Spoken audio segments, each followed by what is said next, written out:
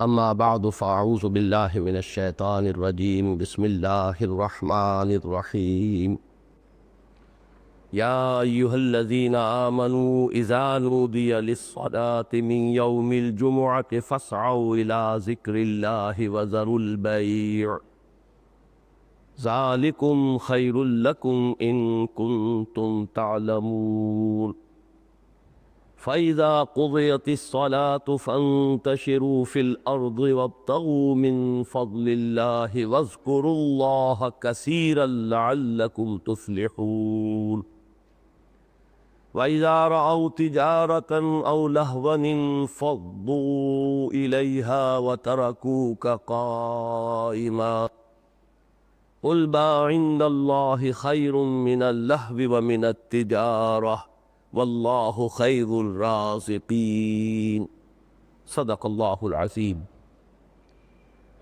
رب اشرح لی صدری ویسر لی امری واحلل عقدۃ من لسانی یفقہوا قولی اللہم ربنا الہمنا رشدنا واعذنا من شرور انفسنا اللہم ارنا الحق حقا وارزقنا اتباعہ وارنا الباطل باطلا وارزقنا اجتنابہ آمین یا رب العالمین۔ حضرات، آپ کو یاد ہوگا کہ ارادہ تو پچھلے درس میں تھا کہ سورہ جمعہ کا دوسرا رکوع جو بہت مختصر ہے، کل 3 آیات پر مشتمل ہے، تو اسی درس میں ہم اس کا مطالعہ مکمل کر لیتے، لیکن ہوتا وہ ہے جو اللہ کو منظور ہوتا ہے، تو اس روز ہمارا مطالعہ صرف اس رکوع کی پہلی آیت تک محدود رہا۔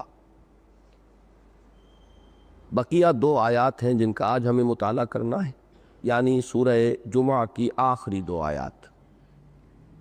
ان میں سے بھی ایک آیت جو ہے پہلی، وہ بہت اہم ہے، اور قرآن مجید کے جو بنیادی تصورات ہیں اور اس کی جو اساسی اصطلاحات ہیں، ان کے ضمن میں بہت اہم اصطلاح ہے ذکر الہی، اور جس کا خاص طور پر یہاں کثیر کے وصف کے ساتھ ذکر ہوا ہے، وَاذْكُرُوا اللَّهَ كَثِيرًا۔ اور اس کے بارے میں بہت سے لوگوں کے ذہنوں میں یہ سوالات پیدا ہوتے ہیں کہ اس سے مراد کیا ہے، اور اس پر عمل پیرا ہونے کی عملی صورت کیا ہے۔ تو آج میں اپنے مطالعے اور فہم کی حد تک ان سوالات کا جواب دوں گا انشاءاللہ العزیز۔ سورہ صف اور سورہ جمعہ کے مضامین میں جو ربط و تعلق ہے اسے تمہیداً اپنے ذہن میں تازہ کر لے۔ سورہ صف کا مرکزی مضمون نبی اکرم صلی اللہ علیہ وسلم کا مقصد بعثت، لِیُظْہِرَہُ عَلَى الدِّینِ کُلِّہ، اور ظاہر بات ہے کہ اس اظہار دین حق کے بھی 2 ہی مرحلے ہو سکتے تھے۔ ایک یہ کہ جزیرہ نماء عرب کی حد تک حضور صلی اللہ علیہ وسلم نے بنفس نفیس اللہ کے دین کو غالب کر دیا، لیکن چونکہ آپ کی بعثت ہے پوری نوع انسانی کے لیے، لہذا اس مشن کی اصل تکمیل اس وقت ہوگی جبکہ پورے کرۂ ارضی پر اسی طرح اللہ کا دین غالب ہو جائے۔ اب ظاہر بات ہے کہ یہ غلبہ دین ایک انقلابی جد و جہد کی متقاضی ہے، اس میں ایک جمعیت کی ضرورت ہے، ایسے لوگوں کی جمعیت کہ جن کی کمٹمنٹ، جن کی اللہ کے ساتھ وفاداری، جن کے لیے زندگی کا مقصد ہی یہ بن جائے کہ اللہ ہی کے لیے تن من دھن لگا دینا ہے، ان صلاتی و نسکی و محیای و مماتی للہ رب العالمین، اس کے لیے اپنی جانیں کھپا دینی ہے، یہاں تک کہ اگر اسی راہ میں موت آ جائے اور شہادت کی موت مل جائے تو گویا یہ ان کی سب سے بڑی کامیابی ہے۔ ایسے لوگوں کو پکارا گیا سورہ صف میں کہ اہل ایمان، اگر تم چاہتے ہو کہ جہنم کے عذاب سے چھٹکارا پا جاؤ تو اس کا راستہ یہی ہے کہ اللہ پر اور اس کے رسول پر ایمان پختہ رکھو اور جہاد کرو اس کی راہ میں، اور کھپا دو اس میں اپنے مال بھی اور اپنی جانیں بھی، یہی تمہارے لیے بہتر ہے اگر تم سمجھو۔ اب یہ مختلف پیرایوں میں، مختلف درجات میں ان چیزوں کو بیان کیا گیا کہ اگر یہ کرو گے تو جہنم سے چھٹکارا بھی ہے، مغفرت کا وعدہ بھی ہے، جنت میں داخلے کا وعدہ ہے، اور ہمیشہ باقی رہنے والے باغات میں پاکیزہ گھرانوں کا وعدہ ہے۔ یہی اصل کامیابی۔ ذالک الفوز العظیم۔ مزید برآں اس دنیا میں بھی نصرت اور فتح کا وعدہ ہے، اور سب سے بڑا وعدہ یہ کہ اللہ تعالیٰ تمہیں اپنا مددگار قرار دے گا۔ گویا کہ یہ انسان کے لیے روحانی طرفوں کا بلند ترین مقام ہو سکتا ہے۔ کونوا انصار اللہ، اللہ کے مددگار بن۔ اور واپس چلیے، اگر یہ نہیں کرتے ہو تو دردناک عذاب سے چھٹکارا پانا بھی امید موہوم ہے، یہ تمہارا اپنا ایک مذمومہ خیال ہے۔ نمبر 2، اگر یہ نہیں کرتے ہو تو گویا کہ تمہارا ایمان جو ہے اس کے ساتھ تمہارا عمل متصادم ہے، تمہارا قول کچھ اور ہے اور تمہارا فعل کچھ اور ہے۔ یا ایھا الذین آمنوا لم تقولون ما لا تفعلون کبر مقتا عند اللہ ان تقولوا ما لا تفعلون۔ نمبر 3، اگر تم نے یہ روش اختیار کی تو جان لو کہ تمہارے ساتھ بھی معاملہ وہی ہوگا جو سابقہ امت کے ساتھ ہو چکا ہے۔ وہ امت بھی اپنے آپ کو بہت برگزیدہ خیال کرتی تھی، انہیں تو بڑا زوم تھا کہ ہم اللہ کے چہیتے بلکہ اس کے بیٹوں کے مانند ہیں، نحن ابناء اللہ واحباؤہ۔ لیکن چونکہ عملی طرز ان کا یہ رہا کہ حضرت موسیٰ علیہ السلام کو بھی ستایا، اور جب انہوں نے کہا کہ اب جانیں ہتھیلی پر رکھ کر میدان میں آؤ جنگ کے لیے، قتال کے لیے، تو انہوں نے کوڑا جواب دے دیا۔ اللہ تعالیٰ نے بھی پھر ان کے دلوں کو کجی میں ڈالا۔ فلما زاغوا ازاغ اللہ قلوبہم۔ اس کے بعد حضرت مسیح علیہ السلام ان کی طرف بھیجے گئے تو اس وقت ان کی وہ مس شدہ ذہنیت جو ہے اس کا یہ مظہر سامنے آیا کہ انہوں نے اللہ کے جلیل القدر پیغمبر کو، جس نے کہ اعلیٰ ترین جو بھی حسی معجزات ہو سکتے ہیں انتہائی وہ انہیں دکھا دیے، لیکن انہیں جادوگر قرار دیا، مرتد قرار دیا، واجب القتل قرار دیا، اور اپنے بس پڑتے تو انہوں نے حضرت مسیح کو سولی پر چڑھا ہی دیا۔ یہ دوسری بات ہے کہ اللہ نے کیا معاملہ کیا۔ اور وہی لوگ ہیں جو اب اس قرآن کے نزول کے وقت بھی اور محمد الرسول اللہ صلی اللہ علیہ وسلم کی بعثت کے وقت بھی اب وہ درپے ہیں اللہ کے نور کو بجھانے کے لیے۔ یریدون لیطفئوا نور اللہ بافواہہم واللہ متم نورہ ولو کرہ الکافرون۔ یہ کردار ہے تمہارے لیے بطور نشان عبرت، جس کا نتیجہ یہ نکل چکا ہے کہ ضربت علیہم الذلۃ والمسکنۃ وباؤوا بغضب من اللہ۔ تو اگر تم بھی یہی روش اختیار کرو گے تو ظاہر بات ہے کہ پھر تمہارا انجام بھی یہی ہو۔ یہ سورہ صف کے مضامین ہیں۔ اب سورہ جمعہ کی طرف آئیے تو ظاہر بات ہے کہ وہ جو فدائین کی ایک جمعیت درکار ہے اس کام کے لیے، وہ جمعیت فراہم ہوگی تبھی تو جہاد اور قتال کے مرحلے جو ہیں ان کی طرف پیش قدمی کی کوئی عملی صورت ممکن ہوگی۔ یہ جمعیت کیسے فراہم کی محمد الرسول اللہ صلی اللہ علیہ وسلم؟ وہ ہے آپ کا وہ اساسی منہاج جو اوپر یہ اس آیہ مبارکہ میں جو آپ کے سامنے اس وقت موجود ہے جلی الفاظ میں، هو الذی بعث فی الامیین رسولا منهم یتلو علیہم آیاتہ ویزکیہم ویعلمہم الکتاب والحکمہ وإن كانوا من قبل لفی ضلال مبین۔ گویا کہ دعوت اور تربیت یہ دونوں گھومتے ہیں اس قرآن مجید کے گرد۔ حضور صلی اللہ علیہ وسلم کا ذریعہ دعوت بھی یہی قرآن مجید، اس کی آیات بینات ہے۔ لِيُخْرِجَكُم مِّنَ الظُّلُمَاتِ إِلَى النُّورِ، جیسے کہ سورہ حدید میں فرمایا۔ اور پھر ان لوگوں کی تربیت اور تزکیے کا بھی آلہ یہی ہے قرآن مجید۔ یہ قرآن جب کسی کے اندر اتر جاتا ہے اس کے اندر انقلاب آ جاتا ہے، انفرادی انقلاب کا ذریعہ یہ قرآن ہی ہے۔ چوں بجا در رفت جہاں دیگر شود، جہاں چوں دیگر شد یہاں دیگر شود۔ اب ایسے لوگ جن کے اندر یہ انقلاب آ چکا ہو وہ بنیان مرصوص بنیں گے تو اس انقلابی جد و جہد کی طرف پیش قدمی ہو سکے گی۔ لہذا اس کی طرف اشارہ کر دیا کہ یہ ہے، میں اب ایک لفظ استعمال کر رہا ہوں، یہ آلہ انقلاب ہے، لوگوں کو بدلنے کا آلہ یہ ہے، پھر لوگ جمع ہو کر نظام کو بدل دیں گے۔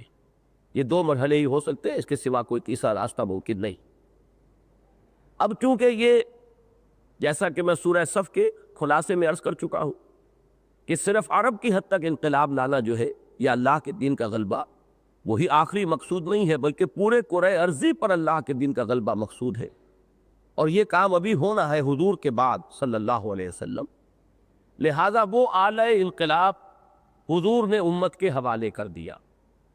جب مشن حوالے کیا کہ اب تمہیں یہ کام کرنا ہے، فَلْيُبَلِّغِ الشَّاهِدُ الْغَائِبَ، اب پہنچائے وہ جو یہاں ہے ان کو جو یہاں نہیں ہے، اور جیسے میں نے انقلاب برپا کیا ہے اس جزیرہ نما عرب میں، اسی طرح تمہیں انقلاب برپا کرنا ہے پورے عرضی میں، لہذا یہ لو، یہ ہے میرا عصائے موسیٰ کہہ لے اسے، یہ ہے میرا معجزہ، یہ ہے میرا آلہ انقلاب، یہ تمہارے حوالے ہے۔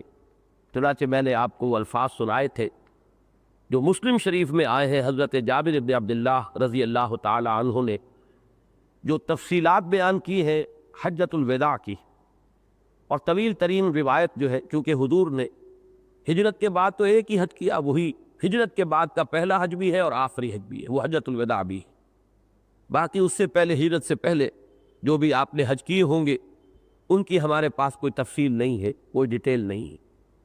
ایک عمرہ کیا ہے آپ نے، عمرہ قضا، وہ جو سن 7 میں ہوا صلح حدیبیہ کے بعد، اور ایک یہ حج ہے حجۃ الوداع۔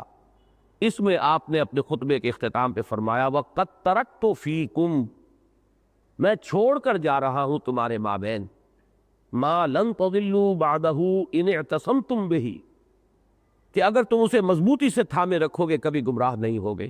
کتاب اللہ، وہ اللہ کی کتاب ہے۔ یہ گویا کہ حضور نے حوالے کی امت کے، اب امت کے ذمے ہوا اس کو پہنچانا۔ یہ کام جو ہے اس کی طرف اشارہ کیا گیا کہ جس طرح آج تمہارے حوالے کیا جا رہا ہے اس کتاب کو اور اس کی ذمہ داریوں کو، تم سے پہلے بنی اسرائیل کے حوالے کی گئی تھی کتاب تورات، اور ان کو ذمہ دار ٹھہرایا گیا تھا، لیکن انہوں نے ذمہ داریوں کو ادا نہ کیا۔ دیکھیے سورہ صف میں جہاد و قتال کا مضمون تھا، تو وہاں بھی نشان عبرت کے طور پر بنی اسرائیل کو پیش کیا گیا۔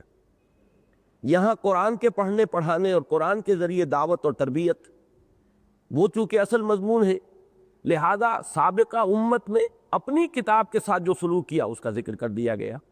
مثل الذین حملوا التوراة ثم لم يحملوها کمثل الحمار يحمل اسفارا، مثال ان کی جو حامل تورات بنائے گئے تھے پھر انہوں نے اس کی ذمہ داریوں کو ادا نہ کیا، اس گدھے کی سی ہے جو اپنے اوپر کتابوں کا بوجھ لادے ہوئے ہو۔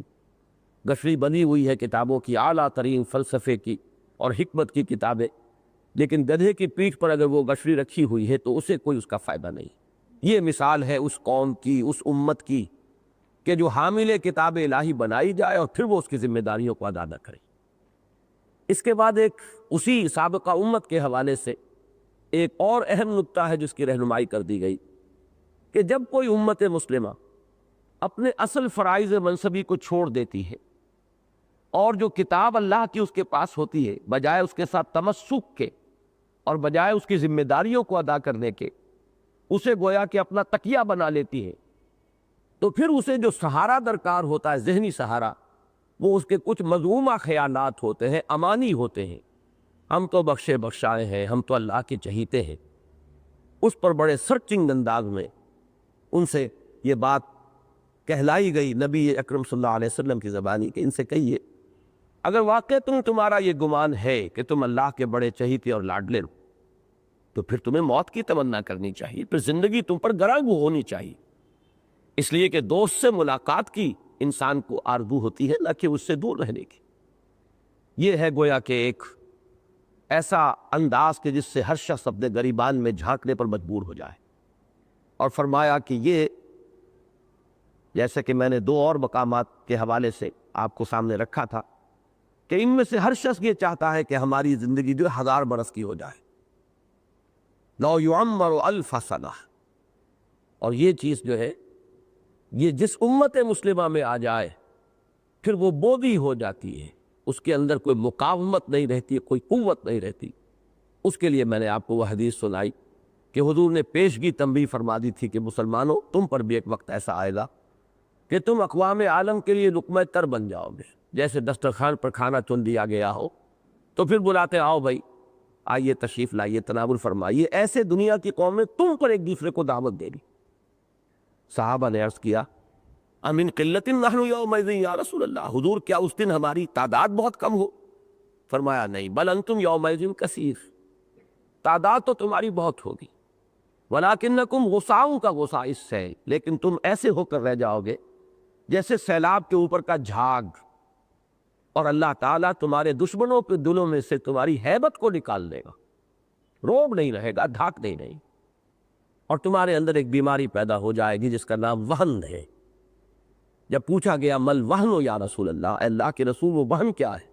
آپ نے فرمایا حب الدنیا و کراہیت الموت، دنیا کی محبت اور موت سے فرار، موت کا خوف، موت سے نفرت۔ یہ گویا کہ ایک آئینہ امت محمد صلی اللہ علیہ وسلم کو دے دیا گیا کہ اسی میں ذرا اپنی حالت کو دیکھتے رہا کرو کہ کہیں اسی نقش قدم پر تم تو نہیں چل رہے۔ اب چونکہ یہ عمل ہے تا قیام قیامت اسے جاری رہنا ہے، قرآن کے ذریعے دعوت، قرآن کے ذریعے تربیت، پھر وہ لوگ تربیت یافتہ لوگ وہ پھر جہاد اور قتال کے مراحل طے کریں اور اللہ کے دین کو قائم کریں۔ لہذا اس کے لیے تعلیم قرآن اور اس کا ایک نظام تعلیم بالغاں یہ خطبہ جمعہ کی شکل کے اندر امت کو عطا کر دیا گیا۔ ہر ہفتے ایک دن مسلمان جمع ہوا کرے، اور میں عرض کر چکا ہوں کہ یہ حکمت تمام سابقہ شرائع سماویہ جتنی بھی تھی ان میں موجود تھی کہ ایک دن کو خالص کر لو، ہفتے کے 6 دن تم اپنی معاش میں جد و جہد میں لگا سکتے ہو، لیکن ایک دن خالص کر لو اللہ کی یاد کے لیے۔ اور اس دن ہر کاروبار دنیاوی مطلقاً حرام۔ یہ دن اصل میں تو جمعے کا تھا، لیکن یہود نے اپنی شرارت نفس کی وجہ سے ہفتہ اختیار کیا۔ اللہ نے وہی ہفتہ جو ہے ان کے لیے مقرر کر دیا کہ اگر جو افضل الایام ہے، تمام دنوں کا سردار، تم خود اس سے اگر دستبردار ہو رہے ہو تو ٹھیک ہے، اس فضیلت سے تم محروم کیے جاتے ہو۔ اب وہ سب کا قانون جو ہے ان کے ہاں نہایت سخت تھا، کوئی کاروبار دنیاوی، کوئی معاشی جد و جہد نہیں کی جا سکتی۔ اس شریعت میں لا کر اسے بہت نرم کر دیا گیا کہ حرام مطلق تو ہے کاروبار صرف اذان جمعہ سے لے کر، اور وہ اذان جمعہ بھی وہ کہ جو خطبے سے پہلے ہوتی، اس سے لے کر اور نماز جمعہ کے اختتام تک، یہ وقفہ تو وہ ہے کہ جس میں ہر کاروبار دنیاوی مطلقاً حرام ہے۔ باقی جیسا کہ اب ہم آج پڑھیں گے، اس کے بعد مباح کر دیا گیا کہ آپ نماز جب ہو چکے، منتشر ہو کر زمین میں اللہ کا فضل تلاش کر سکتے ہو، لیکن مختلف انداز سے حضور نے اس کی ترغیب اور تشویق رکھی کہ اس پورے دن کو اس کام کے لیے اب بھی خالص رکھو۔ یہ فرض تو نہیں ہے، اور اس سے اگر تم کنارہ کشی کرو گے تو ایسا نہیں ہے کہ کسی حرام کام کا ارتکاب کرو گے، لیکن تشویق اور ترغیب اسی کی ہے۔ چنانچہ وہ تبکیر، اس کی میں روایت آپ کو پچھلی مرتبہ سنا چکا ہوں کہ یہ جو شخص بھی پہلی ساعت میں نماز جمعہ کے لیے آ جائے گا اس کے لیے اونٹ کا ثواب ہے، دوسری ساعت میں آئے گا تو ایسے جیسے کہ اس نے گائے اللہ کی راہ میں قربان کی، تیسری ساعت میں آئے گا تو ایسے کہ جیسے اس نے کوئی میڈھا اللہ کی راہ میں قربان کیا، چوتھی میں آئے گا تو ایسے جیسے کہ اس نے مرغی صدقہ کر دی اللہ کی راہ، اور اس کے بعد 5ویں ساعت ہے، اس کے بارے میں فرمایا کہ بالکل اتنا ثواب اب رہ جائے گا جیسے اللہ کی راہ میں ایک انڈا خیرات کر دیا۔ اس کے بعد جب اذا خرج الامام، جب امام نکلتا ہے خطبے کے لیے، تب الصحف، تو جو فرشتے مسجد کے دروازوں پر موجود ہوتے ہیں اندراج کے لیے، وہ اپنے رجسٹر بند کر دیتے ہیں۔ یستمعون الذکر، وہ خود بھی اب اس ذکر کو سننے میں منہمک ہو جاتے ہیں، یعنی امام کا خطبہ جو ہے وہ ذکر ہے۔ چنانچہ یہ میں وضاحت پچھلی مرتبہ کر چکا ہوں کہ اگرچہ نماز بھی ذکر ہے، اقم الصلاۃ لذکری، لیکن سورہ جمعہ کی پہلی آیت میں جو لفظ ذکر آیا ہے، یا ایھا الذین آمنوا اذا نودی للصلاۃ من یوم الجمعۃ فاسعوا الی ذکر اللہ، اس حدیث سے اس کی وضاحت ہو گئی یستمعون الذکر، کہ اس سے جو اصل مقصود ہے یہاں وہ خطبہ جمعہ ہے۔ اور خطبہ جمعہ میں یہ روایت ہمارے پاس پہنچ گئی، نبی اکرم صلی اللہ علیہ وسلم کا معمول کیا تھا؟ یقرأ القرآن ویذکر الناس، آپ خطبے میں قرآن پڑھتے تھے اور لوگوں کو تذکیر فرماتے تھے، جیسے سورہ قاف کی آخری آیت ہے فذکر بالقرآن من یخاف وعید، اے نبی تذکیر کیجئے قرآن کے ذریعے سے۔ تو خطبے کا اصل مقصد ہے تذکیر بالقرآن، یاد دہانی کرانا قرآن کے ساتھ۔ تذکیر کس شے کی؟ تمہارا نظریہ، جس کو ہم ایمان کہتے ہیں، تمہارا ہدف نصب العین، جس کو ہم کہیں گے میری زندگی کا مقصد تیرے دین کی سرفرازی، یہ چیزیں ذہن میں تازہ رہے، اجاگر ہوتی رہیں۔ کہیں اگر اس فکر پر اور اس عزم پر کچھ درد و غبار آ جائے، کچھ ذہول ہو جائے، کچھ نسیان ہو جائے، تو ہر ہفتے اس کو تازہ کیا جاتا رہے، اور کوئی نائب رسول ممبر رسول پر کھڑے ہو کر وہی کام کرے، یتلو علیہم آیاتہ ویزکیہم ویعلمہم الکتاب والحکمہ۔ اس اعتبار سے اگر ہم جدید اصطلاح میں اس کو تعبیر کریں تو کہہ سکتے ہیں کہ یہ حزب اللہ کا ہفتے وار اجتماع ہے۔ ہر انقلابی جماعت اس کا اہتمام کرتی ہے، ہر انقلاب کا کوئی نہ کوئی نظریہ اور فلسفہ ہوتا ہے جو اس کے لٹریچر کے اندر مدون ہوتا ہے، اس کو بار بار پڑھتے رہنا۔ جیسے کہ آپ نے چینیوں کے بارے میں سنا ہوگا، وہ جو ریڈ بک تھی وہ کس طریقے سے اس کی تلاوت کی جاتی تھی، ماؤ زیتونگ کے اقوال اور اس کے مضامین، وہ سرجنز بھی سرجری کرنے سے پہلے اس کی تلاوت کرتے تھے، اور وہ سمجھتے تھے کہ ہم، حالانکہ اس کا کوئی تعلق نہیں سرجری سے، لیکن وہ سمجھتے تھے کہ اس سے ہمیں انسپریشن ملتی ہے۔ تو اسی طریقے سے، بلکہ یہ تو کہ نسبت خاک رابع علی الفاق، یوں کہنا چاہیے کہ در حقیقت کس طرز عمل کی نقالی ہے جو دوسروں نے کی۔ اسلامی انقلاب کا بنیادی لٹریچر، ابدی لٹریچر، دائمی لٹریچر یہ قرآن حکیم ہے۔ اس قرآن کے ساتھ ایک ذہنی اور قلبی ربط تسلسل کے ساتھ برقرار رہے، یہ لازم ہے اسلامی انقلابی جد و جہد کے اندر جو لوگ لگے ہوئے ہیں ان کے لیے۔ اس کا اہتمام کیا گیا ہے، اور اس کے لیے جو پھر آداب تلقین کیے گئے، تاکید کی گئی کہ غسل کرو، ساتھ ہی ترغیب دی گئی صاف ستھرے کپڑے پہنو، غریب آدمی بھی ہے تو وہ کوشش کرے کہ ایک جوڑا نماز جمعہ کے لیے محفوظ کر کے رکھے۔ وہ جو بھی کوئی شخص مستری ہے، کوئی لوہار ہے، کوئی اور کام کر رہا ہے، تو اپنے ان کپڑوں کو نہیں بلکہ جمعے کے لیے ایک علیحدہ جوڑا جو ہے مختص کر لے۔ خوشبو لگانے کی تاکید کی گئی تاکہ جب تم جمع ہو تو ایک بڑا تر و تازہ ماحول ہو، پسینے کی بدبو سے منغص نہ ہو جائے لوگوں کا مزاج، اور طبیعت جو ہے اس کے اندر انقباض نہ ہو، بلکہ یہ کہ نہا دھو کر اچھے کپڑے پہن کر ایک عید کی طرح اسے مناؤ۔ الجمعہ تو عید المسلمین، یہ بھی مسلمانوں کی ایک عید ہے، اور وہاں جمع ہو اور اس اچھے ماحول کے اندر کوئی نائب رسول وہی عمل سر انجام دے، یقرأ القرآن ویذکر الناس۔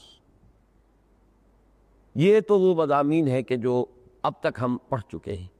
اب آج آگے چلنا ہے ہمیں۔ فَإِذَا قُضِيَتِ الصَّلَاةُ فَانتَشِرُوا فِي الْأَرْضِ، تو جب نماز ادا ہو چکے، پوری ہو جائے، تو منتشر ہو جاؤ زمین میں۔ یہ یہاں پر فعل امر ہے، فانتشروا، منتشر ہو جاؤ۔ پہلی آیت میں بھی فعل امر تھا، فَاسْعَوْا إِلَىٰ ذِكْرِ اللَّهِ وَذَرُوا الْبَيْعَ، اللہ کی یاد کی طرف لپکو، ہمتاً متوجہ ہو جاؤ اور کاروبار چھوڑ دو۔ یہ چونکہ دو آیات متصل ہیں اور ان میں فعل امر جو ہے دو مختلف مفہوموں کے ساتھ آیا ہے، تو اس کے حوالے سے یہ اصطلاحات سمجھ لیجئے کہ بالعموم تو الامر للوجوب، جہاں صیغہ امر آئے گا وہ وجوب کے لیے آتا ہے، یہ کرو، اقیموا الصلاۃ، نماز قائم کرو، یہ تم پر واجب ہے، تم پر فرض ہے، تم پر لازم۔ لیکن کہیں کہیں فعل امر استحباب کے لیے آتا ہے، وجوب کے لیے نہیں، یعنی یہ لازم نہیں ہے کہ نماز کے بعد لازماً منتشر ہو جاؤ زمین میں، بلکہ استحباب ہے کہ اگر منتشر ہونا چاہو تو ہو سکتے ہو۔ اب وہ جو پابندی تھی ضرور بیع کی وہ ختم ہو گئی، اب تمہاری اپنی مرضی پہ ہے، تم اگر مسجد میں بیٹھنا چاہو، ابھی اور ذکر الہی، تلاوت قرآن اور وعظ و نصیحت کی کوئی محفل وہاں پر قائم کرنا چاہو تو اس میں کوئی شے ممنوع نہیں ہوگی۔ یہ امر للوجوب نہیں ہے، بلکہ یہ امر جو ہے فانتشروا فی الارض، یہ استحباب کے لیے ہے کہ تمہیں اس کی اجازت۔ پس منظر میں وہ ہے کہ سابقہ شریعت میں مطلقاً حرام تھا پورے دن کاروبار لیے، بھی اس پس منظر میں یہاں پر جب یہ لفظ آیا تو اس میں استحباب ہے۔ میں نے بہت سے مواقع پر یہ بیان کیا ہے کہ دہلی میں وعظ کا جو نظام تھا وہ جمعے کے بعد تھا۔ جمعہ جو ہوتا تھا وہ تو عربی خطبے کے ساتھ لوگ آئے اور انہوں نے نماز ادا کر لی، اس کے بعد اب جو لوگ بیٹھنا چاہتے تھے اور اکثر لوگ بیٹھتے تھے، پھر وہ وعظ اور نصیحت کی محفل چلتی تھی اور عصر تک چلتی، یہ معمول وہاں تھا۔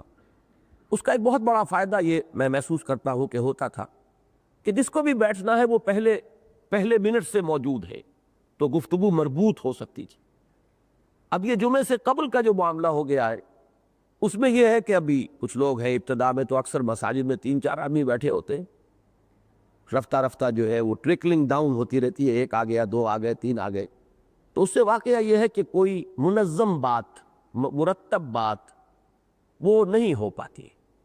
بہرحال یہ اس سے میں صرف اس وقت اشارہ کر رہا ہوں کہ علماء نے یہ لازم نہیں سمجھا کہ جمعے کی نماز کے بعد منتشر ہو جانا فرض ہے، فانتشروا فی الارض، بلکہ یہاں ایک اجازت کا پہلو ہے، فانتشروا فی الارض، تو اب تم زمین میں پھیل سکتے ہو، منتشر ہو سکتے ہو۔ وابتغوا من فضل اللہ، اور تلاش کرو اللہ کے فضل کو۔ اس میں بھی وابتغوا یہ پھر فعل امر ہے، لیکن یہ بھی للوجوب نہیں ہوگا بلکہ استحباب کے لیے ہوگا کہ اب یہ مباح ہے آپ کے لیے، آپ جائیں تو اللہ تعالیٰ کا فضل جو ہے وہ تلاش کریں۔ اس آیہ مبارکہ میں ایک تو لفظ آیا قضیت الصلاۃ، جبکہ نماز ادا ہو چکے۔ اس لفظ سے میری زندگی کا ایک دلچسپ واقعہ متعلق ہے، وہ میں آپ کو سنا دوں۔ ہمارے ہاں جو انکار حدیث کا فتنہ اٹھا، اور اگرچہ پہلے کچھ اور لوگ تھے جنہوں نے اس کے لیے ابتدائی مواد تیار کیا ہے، اسلم جیراج پوری اور عبداللہ چکرالوی، یہ 2 شخصیتیں تھیں، لیکن اس کو زیادہ شد و مت کے ساتھ اور شرح و بسط کے ساتھ اور بڑے ہی عمدہ انداز نگارش کے ساتھ یہ غلام احمد پرویز صاحب نے اسے عام کیا۔ وہ گویا کہ سمبل بن گئے اس فتنہ انکار حدیث کی۔ انہوں نے تصور یہ پیش کیا کہ صلاۃ کے معنی نماز جو ہے یہ ہے ہی نہیں، صلاۃ تو نظام کو کہتے ہیں، نظام ربوبیت کو کہتے ہیں، معاشرے کو کہتے ہیں، تو یہ انہوں نے تصور دیا ہے کہ یہ در حقیقت ہمارے زوال اور ہمارے قرآن مجید کی اصل تعلیمات سے بعد کا مظہر ہے کہ ہم نے صلاۃ کے معنی کر دیے نماز۔ تو ایک مرتبہ جب کہ میں LBBS کر کے ابھی گیا ہی تھا ساہیوال، وہاں ایک صاحب تھے جو میونسپل آفیسر تھے، انجینئر تھے، اور میونسپلٹی کا وہ سارا جو نقشے وغیرہ پاس کرنے کا کام ہے ان کے حوالے تھا۔ آدمی بہت شریف تھے، اس میں کوئی شک نہیں، لیکن کٹر پرویزی۔ اور اس سے میں در حقیقت اشارہ کر رہا ہوں کہ کتنے ہی لوگ ہمارے معاشرے میں بنیادی طور پر شریف، لیکن یہ کہ وہ مغالطے کے اندر مبتلا ہو جاتے ہیں، کوئی بات جو ہے اس انداز میں کہی گئی ہے کہ وہ ان کے دل میں اتر گئی۔ تو ایک روز گفتگو ہو رہی تھی تو انہوں نے چیلنجنگ انداز میں یہ کہا کہ کوئی آیت قرآن کی آپ مجھے ایسی بتائیے جس میں صلاۃ کے معنی معاشرہ نہ کیے جا سکتے ہو۔ تو ایک دفعہ تو میں بھی ہل گیا، میں نے کہا کہ یہ جو اس طرح یہ بات کر رہے ہیں تو انہوں نے پورا دیکھ بھال لیا ہوگا، اور قرآن مجید کا پورا اس اعتبار سے انہوں نے جائزہ لے لیا ہوگا، تب اس دھڑلے کے ساتھ اور اس چیلنجنگ انداز میں کہہ رہے ہیں۔ تو میں کچھ چکرایا، لیکن اچانک پھر اس آیت کی طرف ذہن اللہ تعالیٰ نے منتقل کر دیا، فَإِذَا قُضِيَتِ الصَّلَاةُ فَانتَشِرُوا فِي الْأَرْضِ۔ میں نے کہا یہاں صلاۃ کے معنی اگر معاشرہ کریں گے تو اس کے معنی یہ ہے کہ جب معاشرے کا تیا پانچا کر چکو اور زمین میں منتشر ہو جاؤ، یہ ترجمہ کریں گے آپ؟ کہنے نہیں۔ میں نے کہا دیکھیے یہاں لازماً کوئی نہ کوئی عمل معین مراد لینا پڑے گا، جب وہ عمل ہو چکے، اس سے معاشرہ ہرگز یہاں مراد نہیں لیا جا سکتا۔ تو میں نے اس وقت کی جو ان کی کیفیت تھی کئی دفعہ بیان کیا ہے کہ آج بھی میرے سامنے وہ نقشہ آ جاتا ہے کہ جو قرآن مجید میں حضرت ابراہیم علیہ السلام اور نمرود کے مکالمے میں آیا ہے، فَبُہِتَ الَّذِي كَفَرَ، تو پھر وہ کافر مبہوت ہو کر رہ گیا، کوئی اس کے پاس جواب نہیں تھا۔ تو میرے ذہن میں اب بھی ان کی وہ جو شکل ہے اس وقت موجود ہے کہ کس طرح ایک دم وہ ایسے ہو کر رہ گئے تھے ہکا بکا کہ جیسے ان کے پاؤں تلے سے زمین نکل گئی۔ فَإِذَا قُضِيَتِ الصَّلَاةُ فَانتَشِرُوا فِي الْأَرْضِ، جب نماز ادا ہو چکے تو اب تم منتشر ہو سکتے ہو، پھیل سکتے ہو زمین میں۔ وَابْتَغُوا مِن فَضْلِ اللَّهِ، دوسرا لفظ بہت اہم جو آیا ہے وہ اللہ کا فضل، تلاش کرو اللہ کے فضل کو۔ دیکھیے یہاں پر بہت اہم نقطہ دیا جا رہا ہے کہ رزق جو بھی ہے وہ اللہ کا فضل ہے، اور انسان اسے صرف تلاش کرتا ہے، پیدا نہیں کرتا۔ یہ 2 تصورات جو ہمارے ذہنوں میں بیٹھے ہوئے ہیں کہ گویا کہ میں کماتا ہوں، میں محنت کرتا ہوں، میں پیدا کرتا ہوں، کسان شاید پیدا کر رہا ہے یا کوئی کارخانے والے کوئی شے پیدا کر رہے ہیں، بنا رہے ہیں۔ قرآن مجید رزق کے لیے لفظ فضل لاتا ہے، اور نیکی اور بدی کے لیے لفظ کسب لاتا ہے۔ کسب جو ہے انسان کی کمائی، وہ اصل میں یا نیکی ہے یا بدی، لیکن اصل میں جو رزق جسے ہم سمجھتے ہیں کمائی، وہ قرآن مجید کی اصطلاح میں فضل ہے۔ یہ اللہ تعالیٰ کی طرف سے عطیہ ہے انسان کو۔ یہ لازم نہیں ہے کہ انسان کی محنت کے متناسب ملے۔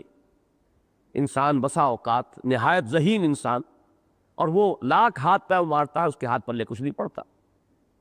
اس کے مقابلے میں کہیں کم صلاحیتوں والا آدمی، اور آپ دیکھتے ہیں کہ وہ مٹی میں ہاتھ ڈالتا ہے سونا بن جاتا ہے۔ پھر یہ کہ ایک ہی شخص ایک وقت میں بہت کامیاب کاروباری تھا، اور اس کا حال وہی تھا اسی محاورے کے مطابق کہ مٹی میں ہاتھ ڈالتا تھا سونا بنتا تھا۔ اسی شخص کا حال پھر یہ ہو جاتا ہے کہ اب وہ سونے میں ہاتھ ڈالتا ہے مٹی بن جاتی۔ تو معلوم یہ ہوا کہ یہ چیزیں در حقیقت ہمارے ارادے یا ہماری محنت ہی پر اس کا دار و مدار اور انحصار نہیں ہے، یہ اللہ کا فضل ہے، اللہ کی دین ہے۔ اور اس کے لیے جو محنت ہم کرتے ہیں وہ ابتغاء ہے، تلاش کرنا۔ اس کی بڑی پیاری سی مثال یہ ہے کہ فرض کیجئے کوئی شخص آپ سے کہتا ہے اس گھر میں میں نے آپ کے لیے ایک پوٹلی میں کچھ نقدی باندھ کر کہیں چھپا دی ہے، جاؤ تلاش کرو۔ اب وہ دی ہوئی تو ہے، اس کی رکھی ہوئی، اب آپ طرف تلاش کر رہے ہیں اس کو۔ یہ ساری بھاگ دوڑ جو ہے تلاش کے درجے میں ہے، ورنہ رزق اللہ کا معین ہے، وہ تو لازماً مل کر رہے۔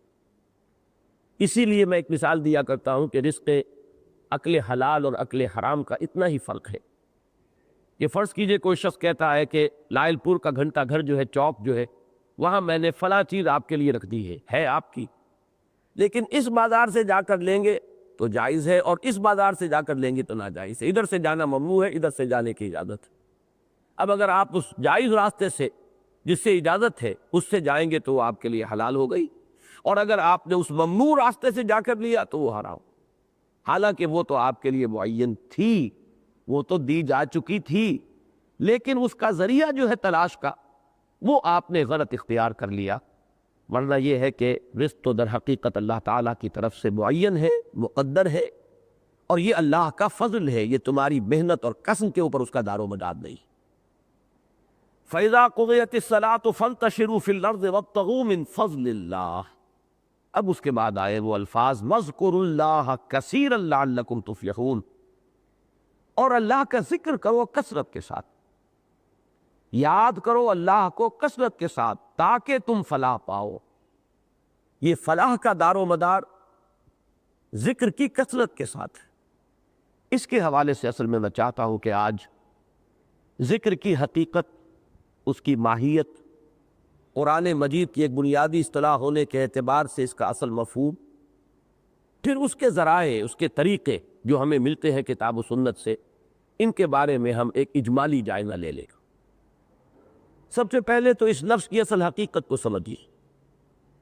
ذکر، تذکرہ، تذکار، ذکرہ، یہ بہت سے الفاظ ہیں جو اس سے بنتے ہیں، اور ان سب کے اندر ایک لفظ مشترک ہے، یاد کرنا، یاد دلانا، تذکیر یاد دلانا، تذکر خود یاد کرنا۔ اس سے جو اصل حقیقت سامنے آتی ہے وہ یہ ہے کہ کچھ حقائق ہیں جو انسان کی فطرت میں مضمر ہے، صرف ان پر پردے پڑ جاتے ہیں، ذہول، نسیان، ماحول میں گم ہو جانے کی وجہ سے۔ کافر کی یہ پہچان کہ آفاق میں گم ہے، مومن کی یہ پہچان کہ گم اس میں ہے آفاق، ورنہ وہ شے اندر موجود ہے، صرف یاد کرنا ہے، جس کو آپ ہندی میں جس کے لیے لفظ چیتنا، اور بڑا پیارا ترجمہ کیا ہے غالباً شاہ عبد القادر نے، یومئذ یتذکر الانسان وانیٰ لہ الذکریٰ۔ اس دن انسان چیتے گا، اور کیا فائدہ اس روز چیتنے کا۔ یہ چیتا آپ پنجابی میں بھی استعمال کرتے ہیں۔ یہ لفظ خود بتاتا ہے کہ کوئی چیز پہلے معلوم تھی، اب کسی وجہ سے وہ آپ کے حافظے سے ذرا محو ہو گئی ہے، یا صحیح تر لفظ یہ ہوگا کہ آپ کے حافظے اور یادداشت کے محافظ خانے میں وہ فائل کہیں نیچے دب گئی، اب اس کو وہاں سے کھینچ کر اوپر لانا ہے، اندر سے اس کو برآمد کرنا ہے۔ آپ کی اپنی شخصیت، آپ کی اپنی فطرت کے اندر وہ شے موجود ہے۔ اسی طریقے سے کوئی اور شخص بھی کوشش کر سکتا ہے کہ آپ بھولے ہوئے ہیں تو آپ کو یاد دلائے. بس اوقات ایسا ہوتا ہے کہ آپ سے کسی کی ملاقات ہوئی تھی، وہ کہتا ہے آپ سے ملاقات ہوئی تھی میری، لیکن آپ کو یاد نہیں ہے. پھر وہ کچھ حوالے دے گا، اس وقت یہ ہوا تھا، اس وقت وہاں معاملہ یہ تھا، اور وہ چیز آپ کو یاد آ جاتی. معلوم ہوا کہ وہ آپ کی یادداشت میں کہیں نیچے گہرائی میں چلی گئی تھی. اس اعتبار سے میں نے جو حقیقت ایمان پر مفصل تقاریر کی تھیں، 10 تقریریں مسجد دارالسلام میں، اس میں نے واضح کیا تھا کہ ایمان حقیقت میں ہر انسان کے اندر موجود ہے. یہ اس کی فطرت میں مضمر حقائق ہے. اسی لیے قرآن مجید کی اہم اصطلاح لفظ آیت ہے. یہ آیات ہیں، جیسے کہ ابھی میں نے مغرب کی نماز میں سورہ آل عمران کے آخری رکوع کی چند آیات کی تلاوت کی. ان فی خلق السماوات والارض واختلاف اللیل والنہار لآیات لأولی الالباب. یہ 20واں رکوع کی پہلی آیت ہے سورہ آل عمران کی، اور 20ویں رکوع کی پہلی آیت سورہ بقرہ کی بھی یہی ہے. وہ بہت مفصل ہے. ان فی خلق السماوات والارض واختلاف اللیل والنہار والفلک التی تجری فی البحر بما ينفع الناس وما انزل اللہ من السماء من ماء فاحیا به الارض بعد موتها وبث فيها من كل دابة وتصريف الرياح والسحاب المسخر بين السماء والارض لآیات لقوم یعقلون. یہ نشانیاں ہیں. اس کائنات کا ذرہ ذرہ ایک نشانی ہے اللہ کی، اس کی حکمت کی، اس کی قدرت کی. اس نشانی کو دیکھو اور کوئی یاد آ جانا چاہیے. اگر نہیں آ رہا تو کسی شخص کے لیے ممکن نہیں ہے کہ وہ آپ کے دل میں ایمان اتار سکے. وہ تو آپ کے اپنے اندر ہی سے ابھرے گا، آپ کے اپنی فطرت کی گہرائیوں سے ابھر کر آئے گا اور آپ کے شعور کی سطح پر جلوہ گر ہو جائے گا. باہر سے نہیں داخل کیا جا سکتا، یہ اپنی فطرت کے اندر موجود ہے. صرف تذکیر، یاد دہانی کرانا، وہ جو پردے پڑ گئے ہیں اوپر ذہول کے اور نسیان کے، انہیں ہٹانا، یہ ہے آپ کا کام. اسی لیے دیکھیے کس قدر پیارا اسلوب ہے آخری پارے کی ایک سورت کا، جو اکثر حضور جمعے میں اور عیدین میں پڑھا کرتے تھے. سورۃ الغاشیہ، اس کے آخر میں فرمایا افلا ينظرون الى الابل كيف خلقت والى السماء كيف رفعت والى الجبال كيف نصبت والى الارض كيف سطحت فذکر انما انت مذکر لست علیہم بمسیطر. کیا یہ دیکھتے نہیں پہاڑوں کو کیسے جما دیے گئے ہیں؟ کیا یہ دیکھتے نہیں آسمان کو کیسے بلند کیا گیا ہے؟ دیکھتے نہیں زمین کو کیسے بچھا دی گئی ہے؟ کیا یہ دیکھتے نہیں اونٹ کو اس کی کیسے تخلیق کی گئی؟ اس آب و ہوا اور اس ماحول میں جس میں کہ اسے رہنا ہے، کس طرح اس کو وہ جسم دیا گیا ہے کہ جو اس کے ساتھ کامل مناسبت رکھتا ہے. تو آخر کس کی حکمت ہے، کس کی قدرت ہے، کس کا یہ علم ہے، کس کی صناعی ہے؟ وہ یاد آیا کہ نہیں آیا؟ اے نبی، آپ یاد دہانی کراتے رہیے. آپ کا کام صرف یاد دہانی کرانا ہے، آپ ان پر داروغہ نہیں ہے. آپ کو ان پر کوئی اختیار حاصل نہیں ہے کہ زبردستی ان کے دلوں میں آپ ایمان جو ہے وہ داخل کر لیں. تو ذکر کے اس مفہوم کو ذہن میں رکھیے. ابھی میں نے ایک خاص لفظ استعمال نہیں کیا. بنیادی جو ہے آیت اور ذکر، اس کی نسبت کو، اس کی ریلیشن شپ جو ہے، اس کو آپ سمجھ لیجئے. جب ہم زیادہ گہری نگاہ سے دیکھیں گے اور اس کا تجزیہ کریں گے کہ یہ فطرت سے مراد کیا ہے، وہ کیا شے ہے ہماری جس میں یہ چیز محفوظ ہے، جس کو ہم کہتے ہیں کہ اندر ہے، اس کا تعلق در حقیقت روح انسانی کے ساتھ ہے. وہ سارا جو ہمارے ہاں بڑی مفصل بحثیں آئی ہیں، سورہ حشر میں جو آیت آئی تھی وَلَا تَكُونُوا كَالَّذِينَ نَسُوا اللَّهَ فَأَنسَاهُمْ أَنفُسَهُمْ، اس کے حوالے سے تفصیلی گفتگو میں کر چکا ہوں کہ ہمارا اصل وجود تو وہ روحانی وجود ہے جو ہمارے اس جسمانی وجود کے ساتھ متصل کر دیا گیا ہے. اس روح کا کوئی تعلق جو ہے وہ ہمارے قلب سے ہے. اس کا مسکن جو ہے یہ قلب انسانی ہے. اس قلب کا ظاہر کیا ہے کہ یہ پمپ ہے، خون کو ادھر سے ادھر جو آ رہا ہے، خون پھیپھڑوں سے اسے جسم کے اندر بھیج دینا، اور جو جسم سے واپس آ رہا ہے گندا خون اسے پھیپھڑوں میں صفائی کے لیے ادھر بھیج دینا. اس کے سوا اس کا کوئی عمل نہیں. لیکن اس کی ایک باطنی حقیقت یہ ہے اس قلب کی کہ یہ روح کا مسکن ہے، اور یہ روح جو ہے اس کا براہ راست تعلق ذات باری تعالیٰ کے ساتھ ہے. بلکہ ہم یہ کہہ سکتے ہیں جو الفاظ 2 مرتبہ قرآن میں آئے ہیں وَنَفَخْتُ فِيهِ مِن رُّوحِي، میں پھونک دوں اس میں اپنی روح میں سے، تو یہ تو گویا کہ اگرچہ ہم یہ تصور نہیں کر سکتے کہ اللہ کی ذات کا کوئی جز ہو سکتا ہے، اللہ کی ذات تجزیے سے مبرہ ہے، اعلیٰ ہے، ارپا ہے، ایسا کوئی تصور ہم اس کے ساتھ وابستہ نہیں کر سکتے، لیکن بہرحال یہ مانے بغیر چارہ نہیں کہ اس روح کا کو بڑا گہرا تعلق، وہاں قریبی تعلق ذات باری تعالیٰ کے ساتھ ہے۔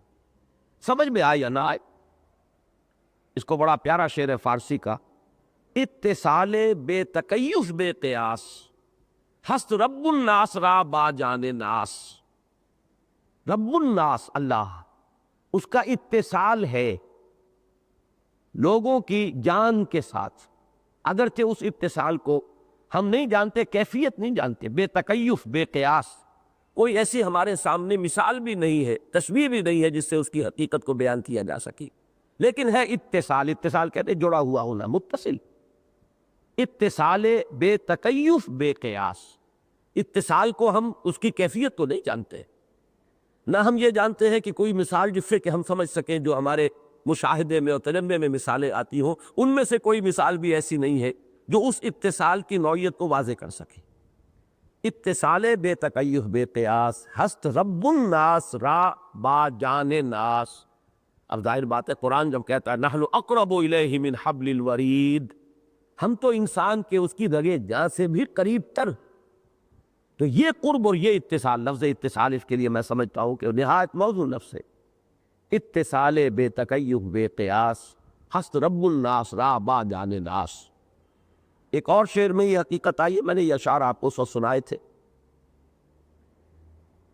جاں نہاں در جسم او در جاں نہاں، اے نہاں اندر نہاں اے جان جاں۔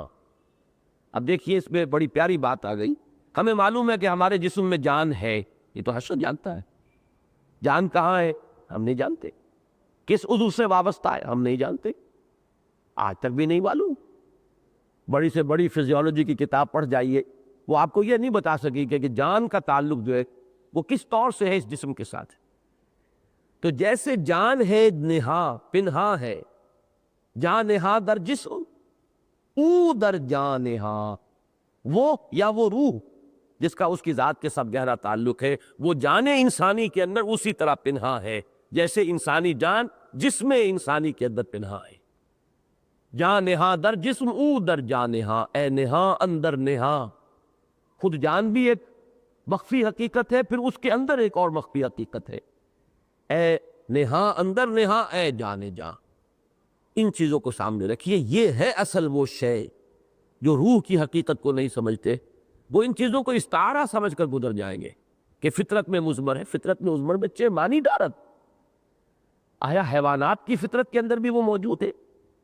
تو اچھی طرح جان لیجئے حیوانات میں فطرت نہیں ہے، وہ جبلت ہے، حیوانی جبلت ہے، ہم اس کو نیچر سے تعبیر کر دیکھیں، لیکن طبعیت جس کو کہتے ہیں، طبیعت اور شے، ہماری طبیعت بھی حیوانی ہے، ہمارا وجود جو حیوانی ہے اس میں طبع حیوانی بھی موجود ہے، سارے اینیمل انسٹنکٹس موجود ہیں، لیکن ایک اضافی شے ہے وہ روح ربانی جو ہم میں پھونکی گئی ہے، جس نے ہمیں مسجود ملائک بنایا، فَإِذَا سَوَّيْتُهُ وَنَفَخْتُ فِيهِ مِن رُوحِي فَقَعُوا لَهُ سَاجِدِينَ۔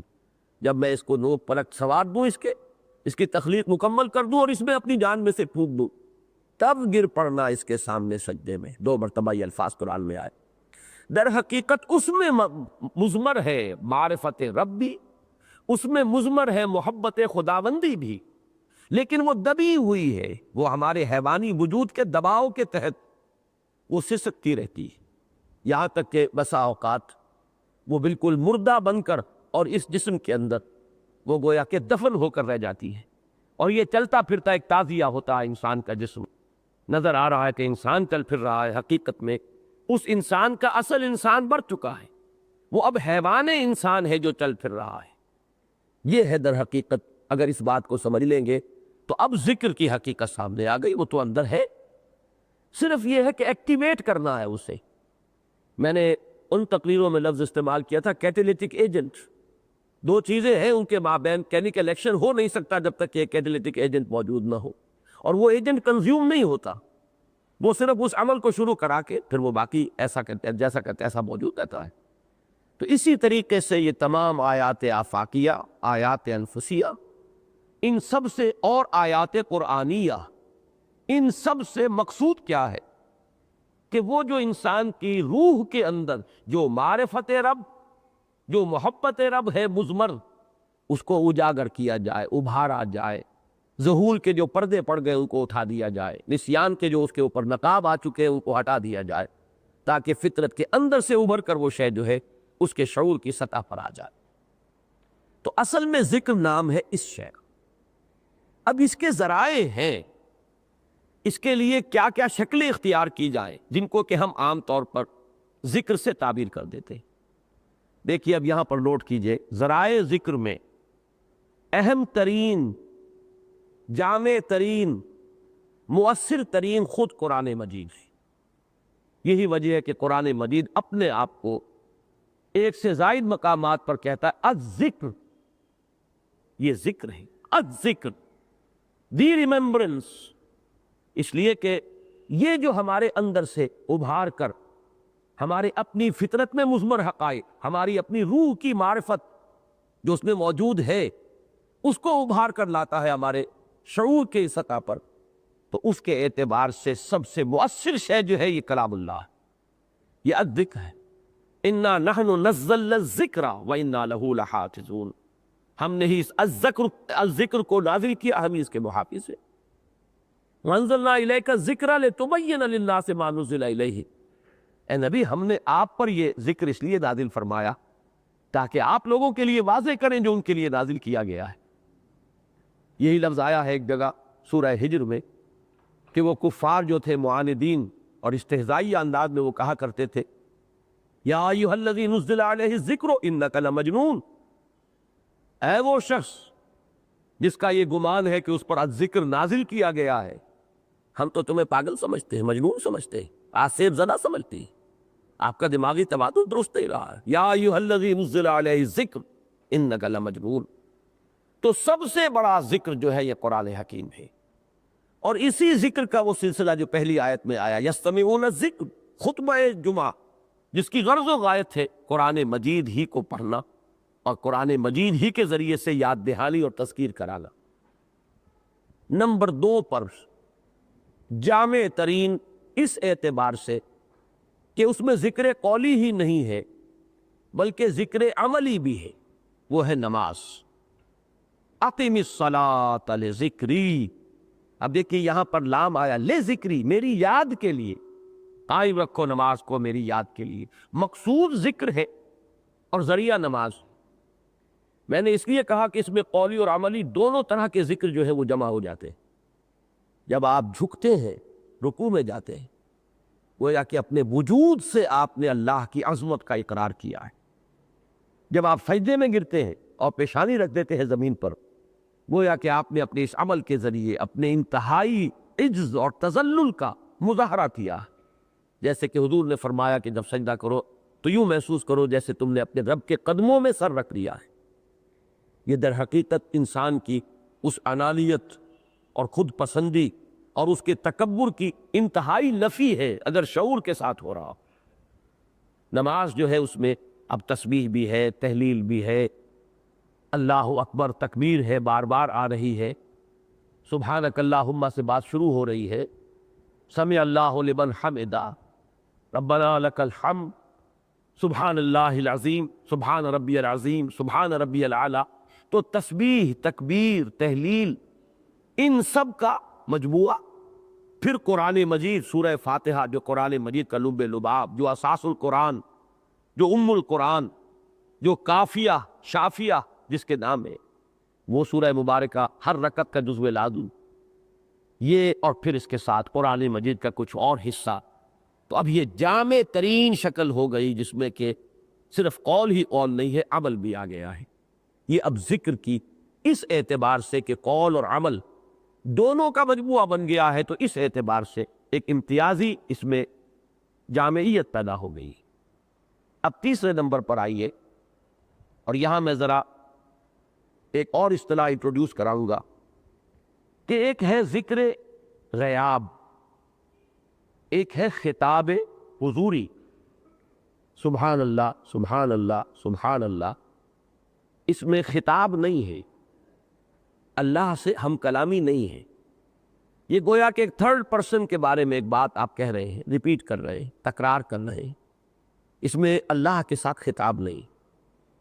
جبکہ دعا جو ہے، دعا میں وہ خطاب براہ راست ہوتا ہے، اس میں وہ علامہ اقبال نے جو میننگ آف پریئرز ان اسلام پورا ایک خطبہ ہے ان کا، اور اس میں بڑے پیارے الفاظ استعمال کیے انہوں نے کہ فائنائٹ ایگو انفائنائٹ ایگو کے سامنے روبرو ہو کر آتی اور خطاب ہوتا، ایاک نعبد و ایاک نستعین۔ سورہ فاتحہ میں بھی ربط یہی ہے کہ شروع میں وہ ذکر غیابی ہے، الحمدللہ رب العالمین، خطاب نہیں ہے، کل حمد کل ثنا کل شکر اللہ کے لیے ہے جو تمام جہانوں کا پروردگار ہے، الرحمن الرحیم مالک یوم الدین۔ اب یہ تین آیات جو ہے یہ گویا کہ غیب میں رہتے ہوئے اللہ کا ذکر ہو رہا ہے، اللہ کا تذکرہ ہو رہا ہے، اللہ کی حمد ہو رہی ہے، اللہ کی تمجید ہو رہی ہے، جیسے کہ وہ روایت جو میں نے بارہا آپ کو سنائی ہے حضرت ابو ہریرہ رضی اللہ تعالی عنہ سے کہ اللہ تعالیٰ فرماتا ہے قسمت الصلاۃ بینی و بین عبدی نصفین، میں نے نماز کو اپنے اور اپنے بندے کے مابین آدھا آدھا تقسیم کر لیا ہے۔ جب میرا بندہ کہتا ہے الحمدللہ رب العالمین تو پروردگار کہتا ہے، حضور نے فرمایا کہ ساتھ کے ساتھ یہاں تو سوال جواب ہوتے ہیں، اللہ فرماتا ہے ثنا علی عبدی حمدنی عبدی مجدنی عبدی، میرے بندے نے میری تمجید کی، میری حمد کی، میری ثنا کی۔ اور جب وہ کہتا ہے ایاک نعبد و ایاک نستعین تو بندہ کہتا ہے ھذا ما بینی و بین عبدی، یہ میرے اور میرے بندے کے مابین ہے۔ اب یہاں اب وہ انائے صغیر انائے کبیر کے روبرو ہے، خطاب ہو رہا ہے، وہ انفائنائٹ ایگو اور فائنائٹ ایگو، انائے محدود اور انائے لا محدود، اننی انا اللہ لا الہ الا انا فاعبدنی واقم الصلاۃ لذکری، یہ انانیت کبریٰ ہے، اننی انا اللہ لا الہ الا انا فاعبدنی واقم الصلاۃ لذکری۔ اب یہاں جب وہ براہ راست ہم کلامی ہوتی ہے اور اس کے بعد وہی ہم کلامی ہے جس میں دعا کی شکل میں یہ ہمارے سام زبان پر الفاظ آتے ہیں اہدنا الصراط المستقیم صراط الذین انعمت علیہم غیر المغضوب علیہم ولا الضالین، یہ اب ذکر کی ایک نہایت مؤثر شکل ہے جس کا نام دعا ہے۔ یہی وجہ ہے کہ فرمایا گیا کہ الدعاء مخ العبادہ، الدعاء هو العبادہ۔ تو ذکر الہی میں اب تیسرے نمبر پر آتی ہے ادعیہ معصورہ، دعا۔ صبح صبح اٹھے اور آپ کی زبان پر الفاظ آ گئے الحمدللہ الذی احیانی بعد ما اماتنی والیہ النشور، اس اللہ کا شکر ہے جس نے مجھے اثر نو زندگی عطا فرمائی، اس کے بعد کہ مجھ پر موت طاری ہو گئی تھی، اس لیے کہ نیند بھی موت کی بہن ہے، اور اسی طرح ہم ایک روز اٹھیں گے، موت کی نیند سے بیدار ہوں گے اور اسی کی طرف پھر ہمیں جانا ہوگا۔ اور میں نے یہ بارہا کہا ہے کہ یہ بڑا پیارا انداز ہے، گویا کہ ریہرسل ہو رہا ہے ہر صبح۔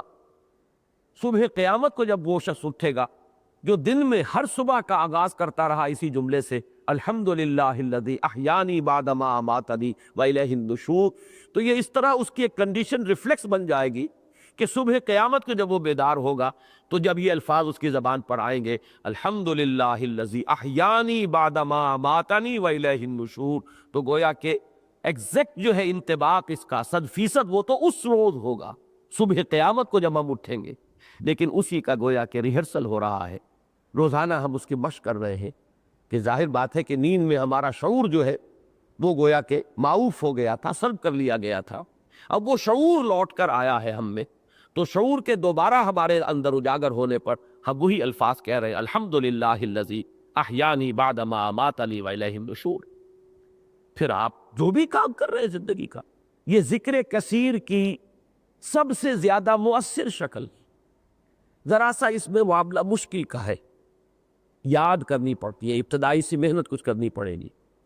شیشہ دیکھ رہے ہیں تو دعا ہے، کپڑے بدل رہے ہیں تو دعا ہے، گھر سے باہر قدم نکالا ہے مسجد کے لیے تو دعا ہے، مسجد میں داخل ہو رہے ہیں تو دعا ہے، مسجد میں جب تک رہیں گے تلاوت ہوگی نماز ہوگی وہ تو دعا ہی دعا ہے، ذکر ہی ذکر ہے، پھر نکلیں گے پھر دعا ہے۔ گھر میں داخل ہوں گے پھر دعا ہے، کوئی اچھا منظر دیکھیے گھر کا، دعا ہے، ذکر ہے۔ یہ ہے وہ ذکر کثیر کہ زندگی کے ہر کام کو کرتے ہوئے کام میں کوئی رکاوٹ نہیں آ رہی ہے، جسے آپ پنجابی میں کہتے ہیں کہ ہتھ کارول اور دل یارول، آپ کا ہاتھ جو ہے وہ لگا رہے کام میں، وہ اپنی جو بھی محنت ہے مشقت ہے کر رہا ہے، لیکن دل اللہ کے ساتھ جو ہے جڑا رہے۔ یہ ذکر کا اصل مفہوم کیا ہے؟ استحضار اللہ فی القلب، اللہ کو موجود کرنا یا موجود رکھنا اپنے دل میں، یہ ہے ذکر۔ اب یہ اس کے ذرائع ہے، تلاوت قرآن اس کا سب سے بڑا ذریعہ، سب سے جامع کلام الہی ہے، یہ ہمارے اندر کی مخفی حقیقتوں کو خوب ابھار ابھار کر لاتا ہے، ہمارے شعور کی سطح پر اجاگر کرتا ہے۔ نماز اس اعتبار سے جامع ذکر ہے کہ اس میں جو آپ کی کیفیات عبدیت ہے ان کا ظہور ساتھ کے ساتھ عمل میں ہو رہا ہے۔ قنوت جسے کہتے ہیں ہم کھڑے ہونے کو، وہ کھڑا ہونا بھی اس طرح نہیں ہے جیسے کہ سینہ تان کر آپ کھڑے ہوتے ہیں، وہ بھی جھک کر، اور اس میں بھی یہ خشوع و خضوع کی کیفیت، اسی کو قنوت کہتے ہیں۔ فرما بردارانہ انداز میں کھڑا ہونا، جیسے کہ غلام اپنے آقا کے حضور میں حاضر رہے، کسی بادشاہ کے سامنے اس کا غلام یا خادم جیسے کھڑا ہوتا ہے، ایسے قنوت ہے۔ کھڑے ہونے میں بھی رنگ وہ ہے، اس میں بھی ایک تذلل ہے اور عجز ہے، لیکن پھر رکوع جو ہے اس میں اور وہ بڑھ گیا ہے تذلل، اور سجدہ تو یوں سمجھیے، اسی لیے حضور نے فرمایا کہ اقرب ما یکون العبد الی اللہ فی السجود، قریب ترین جو بندہ ہوتا ہے اللہ سے سجدے میں ہوتا ہے۔ ان دونوں میں یوں سمجھیے کہ ذکر جو ہے اس کی اعلیٰ ترین شکلیں ہیں تلاوت قرآن اور نماز۔ اور نماز کو اس لیے جامع کہہ رہا ہوں، اس میں خود قرآن کا لب لباب بھی آ گیا۔ سورہ بقرہ کے بعد لا صلاۃ لمن لم یقرأ بفاتحۃ الکتاب، جو سورہ فاتحہ نہیں پڑھتا اس کی کوئی نماز نہیں۔ اگرچہ اس سے آپ کے ذہن میں وہ جو ہمارے ہاں مسلکوں کا اختلاف ہے وہ خام خواہ کا الجھن پیدا نہیں ہو جانی چاہیے، اس لیے کہ اس میں اختلاف اس حدیث پر نہیں ہے، یہ تعبیر ہے کہ جب امام پڑھ رہا ہے تو گویا اس کی قرات تمہارے لیے بھی قرات ہے، تم نے بھی پڑھ لیا۔ اور بعض حضرات جو ہے امام شافعی تو تاکید کرتے کہ امام کے پیچھے جب آپ نماز پڑھ رہے ہو، خواہ سری ہو خواہ جہری ہو، خود بھی پڑھیے سورہ فاتحہ۔ لیکن امام ابو حنیفہ رحمہ اللہ کا موقف یہ ہے کہ امام کے پیچھے آپ کو سورہ فاتحہ نہیں پڑھنی، بلکہ آپ کے نمائندے کی حیثیت سے امام جو ہے اللہ کے حضور میں حاضر ہو کر آپ کی طرف سے وہی عرض نیاز کر رہا ہے۔ تو یہ ایک اختلاف ہے تعبیر کا، ایک درمیانی شکل یہ ہے۔ امام مالک رحمہ اللہ کا موقف یہ ہے، اور بہرحال مجھے سب سے زیادہ پسند یہی ہے کہ جو تو ہے جہری نماز، جہری رکعت، اس میں تو امام بلند آواز سے پڑھ رہا، آپ کے لیے آپ کو پڑھنے کی ضرورت نہیں ہے، آپ کا سننا گویا کہ پڑھنے کے قائم مقام ہو گیا۔ اور قرآن مجید کا حکم بھی ہے اذا قرئ القرآن فاستمعوا له وانصتوا، جب قرآن مجید پڑھا جا رہا ہو تو پوری توجہ کے ساتھ اسے سنا کرو اور خاموش رہا کرو۔ لیکن جب سری رکعت ہے یا سری نماز ہے، آپ کو معلوم ہے کہ ظہر اور عصر کلیتاً سری ہے، چاروں کی چاروں رکعتیں، جبکہ فجر جو ہے کلیتاً جہری ہے۔ مغرب اور عشاء میں دو دو رکعتیں جو ہے وہ جہری ہے، اور ایک اور دو رکعتیں عشاء میں، اور ایک جو ہے وہ مغرب میں، یہ سری ہے۔ سری رکعتوں میں مقتدی جو ہے وہ بھی پڑھ لے۔ تو یہ تین ہی مسلک ہو سکتے ہیں، اور تینوں ہمارے تین بڑے ائمہ کی طرف منسوب ہیں، ایک امام ابو حنیفہ، ایک امام شافعی، ایک امام مالک رحمہم اللہ۔ تو اس میں کوئی فرق و اختلاف جو ہے نہیں ہے کہ فاتحہ بہرحال جز ہے نماز کا، جزو لا ینفک۔ اب اس کے لیے ایک آیت ذہن میں رکھیے، 21واں پارہ شروع ہوتا ہے اتل ما اوحی الیک من الکتاب واقم الصلاۃ ان الصلاۃ تنہی عن الفحشاء والمنکر ولذکر اللہ اکبر۔ اب یہاں پر بھی دو ذکر جمع کر دیے گئے، تلاوت کیا کرو اس کی جو تمہارے اوپر نازل کیا گیا ہے کتاب میں سے، تلاوت قرآن، اور نماز قائم رکھو۔ یہی دو چیزیں ہیں کہ جو ذکر کے اعتبار سے اہم ترین ہیں، اور فرمایا آیت ختم کی اللہ کی یاد بہت بڑی شے، سب سے بڑی شے یہی۔ اور چونکہ میں نے عرض کیا ہے کہ استحضار اللہ فی القلب، ذکر کا لب لباب یہ ہے، دل میں اگر اللہ ہوگا تو شیطان اس کے اوپر حملہ آور نہیں ہو سکتا۔ اسی لیے حضور نے اس طرح سمجھایا بات کو کہ جب تک ایک انسان ذکر کرتا ہے، اور ذکر کرنے کا یہ مطلب نہیں کہ ہر وقت وہ تسبیح ہی کر رہا، جو بھی ذریعہ ذکر ہے اس کے نتیجے میں یاد اللہ کی موجود ہو، یا یوں کہیے محاورتاً یا استعارتاً اللہ دل میں ہو تو شیطان بھاگ جاتا ہے، لیکن جیسے یہ دل غافل ہو جاتا ہے، اللہ کی یاد سے خالی ہو جاتا ہے، تو عربی کا بھی یہ محاورہ ہے، وہ ضرب المثل ہے کہ راس البطال دکان الشیطان، کسی جو شخص جو ہے کہیں مصروف نہ ہو، بیکار آدمی ہو، تو اس کا سر جو ہے شیطان کی دکان بن جاتا ہے۔ اور آپ بھی کہتے ہیں فارسی میں کہ خانہ خالی را دیو می گیرت، گھر خالی ہو تو اس کے اوپر دیو قبضہ کرتا ہے، جنات اپنا ڈیرا جما لیتے ہیں۔ اگر یہ دل اللہ کی یاد سے خالی ہے تو اب شیطان کو موقع ملے گا۔ اور حضور نے حدیث میں الفاظ استعمال کیے، وہ اپنی تھوتنی جما کر، یہ تھوتنی جو ہے سور کے منہ کو آپ کہتے ہیں تھوتنی، تو وہ لفظ استعمال کیا گیا کہ وہ اپنی تھوتنی جما دیتا ہے دل پر اور پھونکے مارنی شروع کر دیتا، جس سے کہ آپ کا نفس امارہ اور اس کے اندر جو مضمر جو اینیمل انسٹنکٹس ہیں وہ مشتعل ہوتے ہیں۔ یہ کب کرے گا؟ جبکہ ذکر سے یہ دل خالی ہو چکا ہو۔ اللہ یہاں ہے تو کوئی سوال نہیں ہے، اللہ کی یاد یہاں ہے یا اللہ ہے تو کوئی سوال نہیں ہے کہ شیطان آپ پر حملہ کر سکے۔ اس کا تعلق جو ہے اگلی سورت سے بھی جڑ جائے گا، اس لیے کہ سورہ منافقون اب آ رہی ہے سورہ جمعہ کے بعد، اور اس میں نفاق سے بچنے کے لیے جو تدبیر فرمائی گئی وہ یہی ہے، یا ایھا الذین آمنوا لا تلھکم اموالکم ولا اولادکم عن ذکر اللہ ومن یفعل ذلک فاولئک ھم الخاسرون۔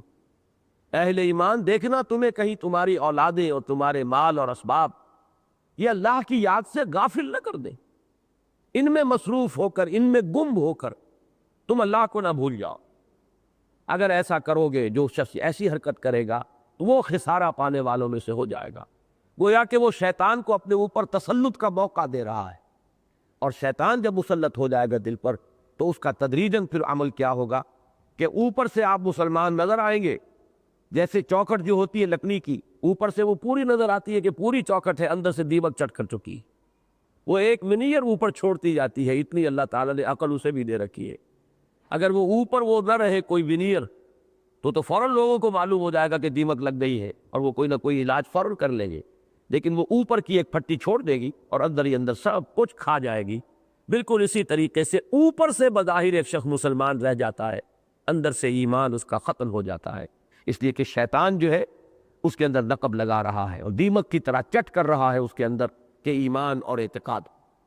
تو یہ سورہ منافقون میں بھی آیا ہے، اور اہل ایمان کی جو مدح کی گئی ہے سورہ نور میں، اس میں بھی الفاظ یہ آئے، رجال لا تلہیہم تجارت ولا بیع عن ذکر اللہ واقام الصلاۃ وایتاء الزکاۃ۔ وہ جواں مرد، وہ باہمت لوگ کہ جنہیں کوئی کاروبار دنیاوی، کوئی بیع و شراء، کوئی خرید و فروخت، کوئی پروفیشنل ایکٹیویٹی باز نہیں رکھ سکتی اور اس کو غافل نہیں بنا سکتی اللہ کی یاد سے اور نماز کے قائم کرنے سے اور زکوٰۃ کی ادائیگی سے۔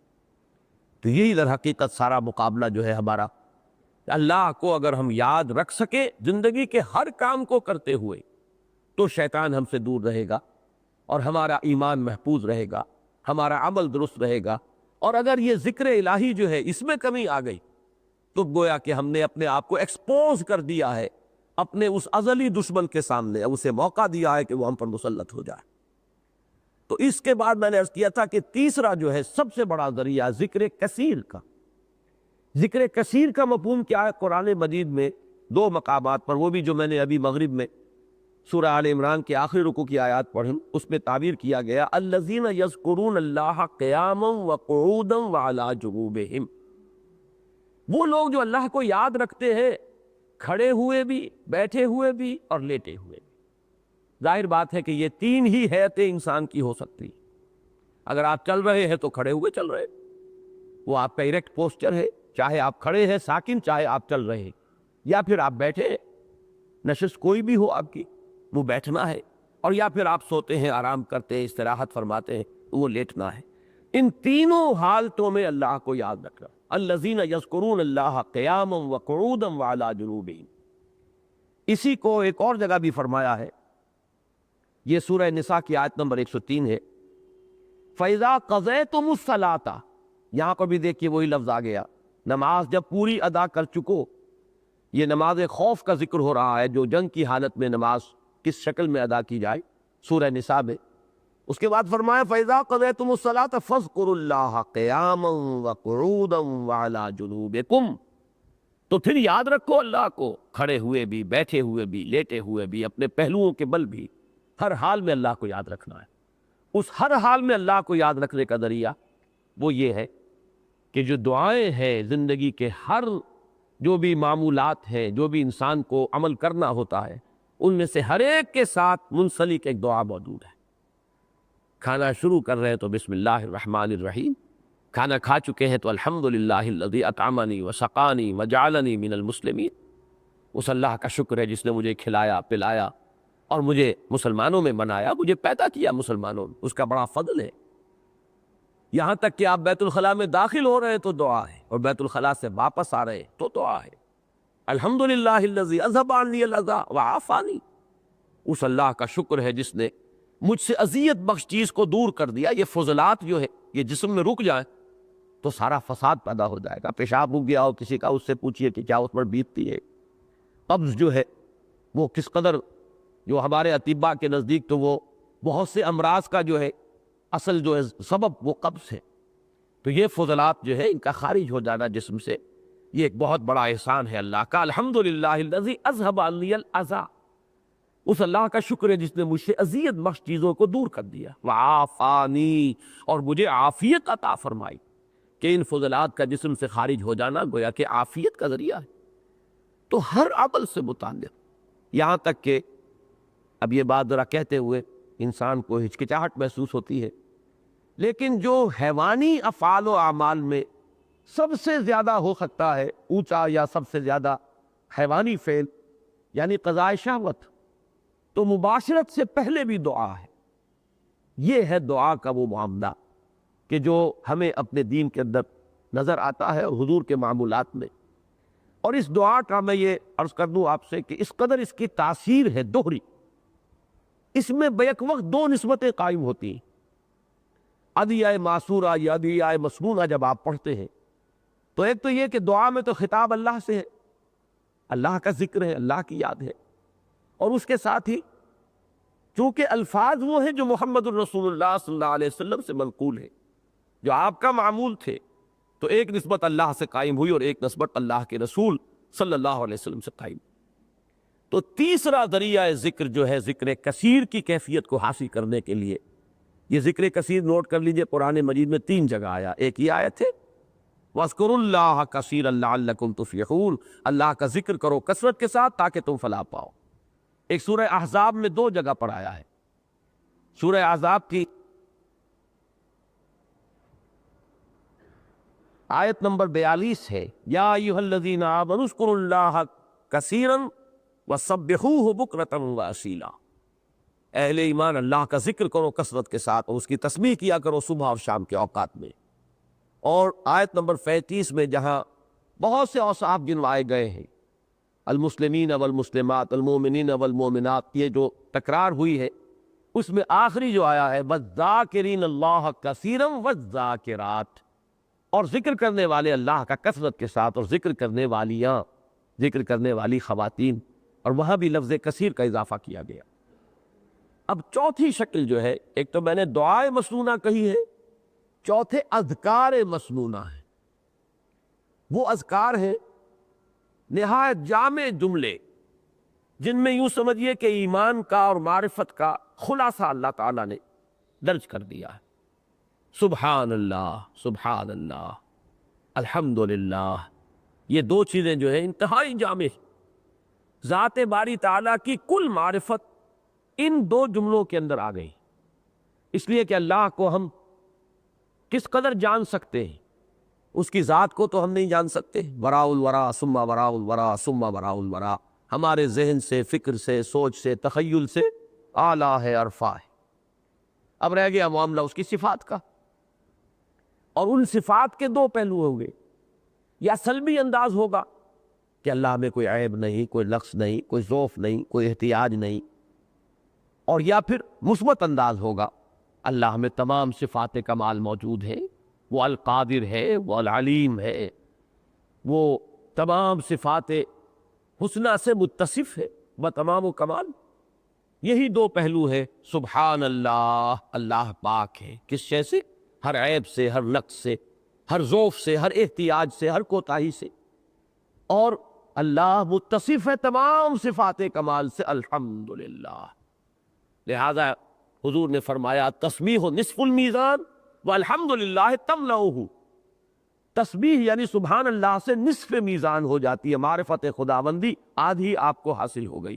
اور الحمدللہ کے الفاظ کا اضافہ ہو جائے تو معرفت خداوندی کی میزان بھر گئی، کل ہو گئی، پوری ہو گئی. تو ایک جملہ جو بہت ہی پسند ہے اور نبی اکرم صلی اللہ علیہ وسلم نے جس کے بارے میں فرمایا سبحان اللہ و بحمدہ سبحان اللہ العظیم، کلمتان خفیفتان علی اللسان محبوبتان حبیبتان الی الرحمن خفیفتان علی اللسان ثقیلتان فی المیزان سبحان اللہ و بحمدہ سبحان اللہ العظیم. دو کلمے ہیں زبان پر بڑے ہلکے، میزان خدابندی میں بڑے بھاری، بہت وزنی، اللہ کو بڑے محبوب. اور وہ کیا ہے؟ سبحان اللہ و بحمدہ سبحان اللہ العظیم. یہ اذکار مسنونہ ہیں. یا جیسے نماز کے بعد یہ 33 مرتبہ سبحان اللہ، الحمدللہ، اللہ اکبر، یا جیسے کلمہ ثالث ہے اس میں بھی یہ تمام چیزیں آ جاتی ہیں. تو یہ اذکار مسنونہ ہیں، ان کا بھی اہتمام جیسے محمد الرسول اللہ صلی اللہ علیہ وسلم تلقین فرمایا ہو کرتا ہے انسان، یہ بھی ذکر کثیر میں آئے گا. آخری درجے میں یہ 5واں معاملہ ہے. یہ ہمارے ہاں بدقسمتی سے ذکر کا جب بھی لفظ آتا ہے صرف یہ 5ویں چیز ذہن میں آتی ہے. پہلی 4 منزلیں ذہن سے نکل جاتی، کم سے کم 3 تو نکل جاتی.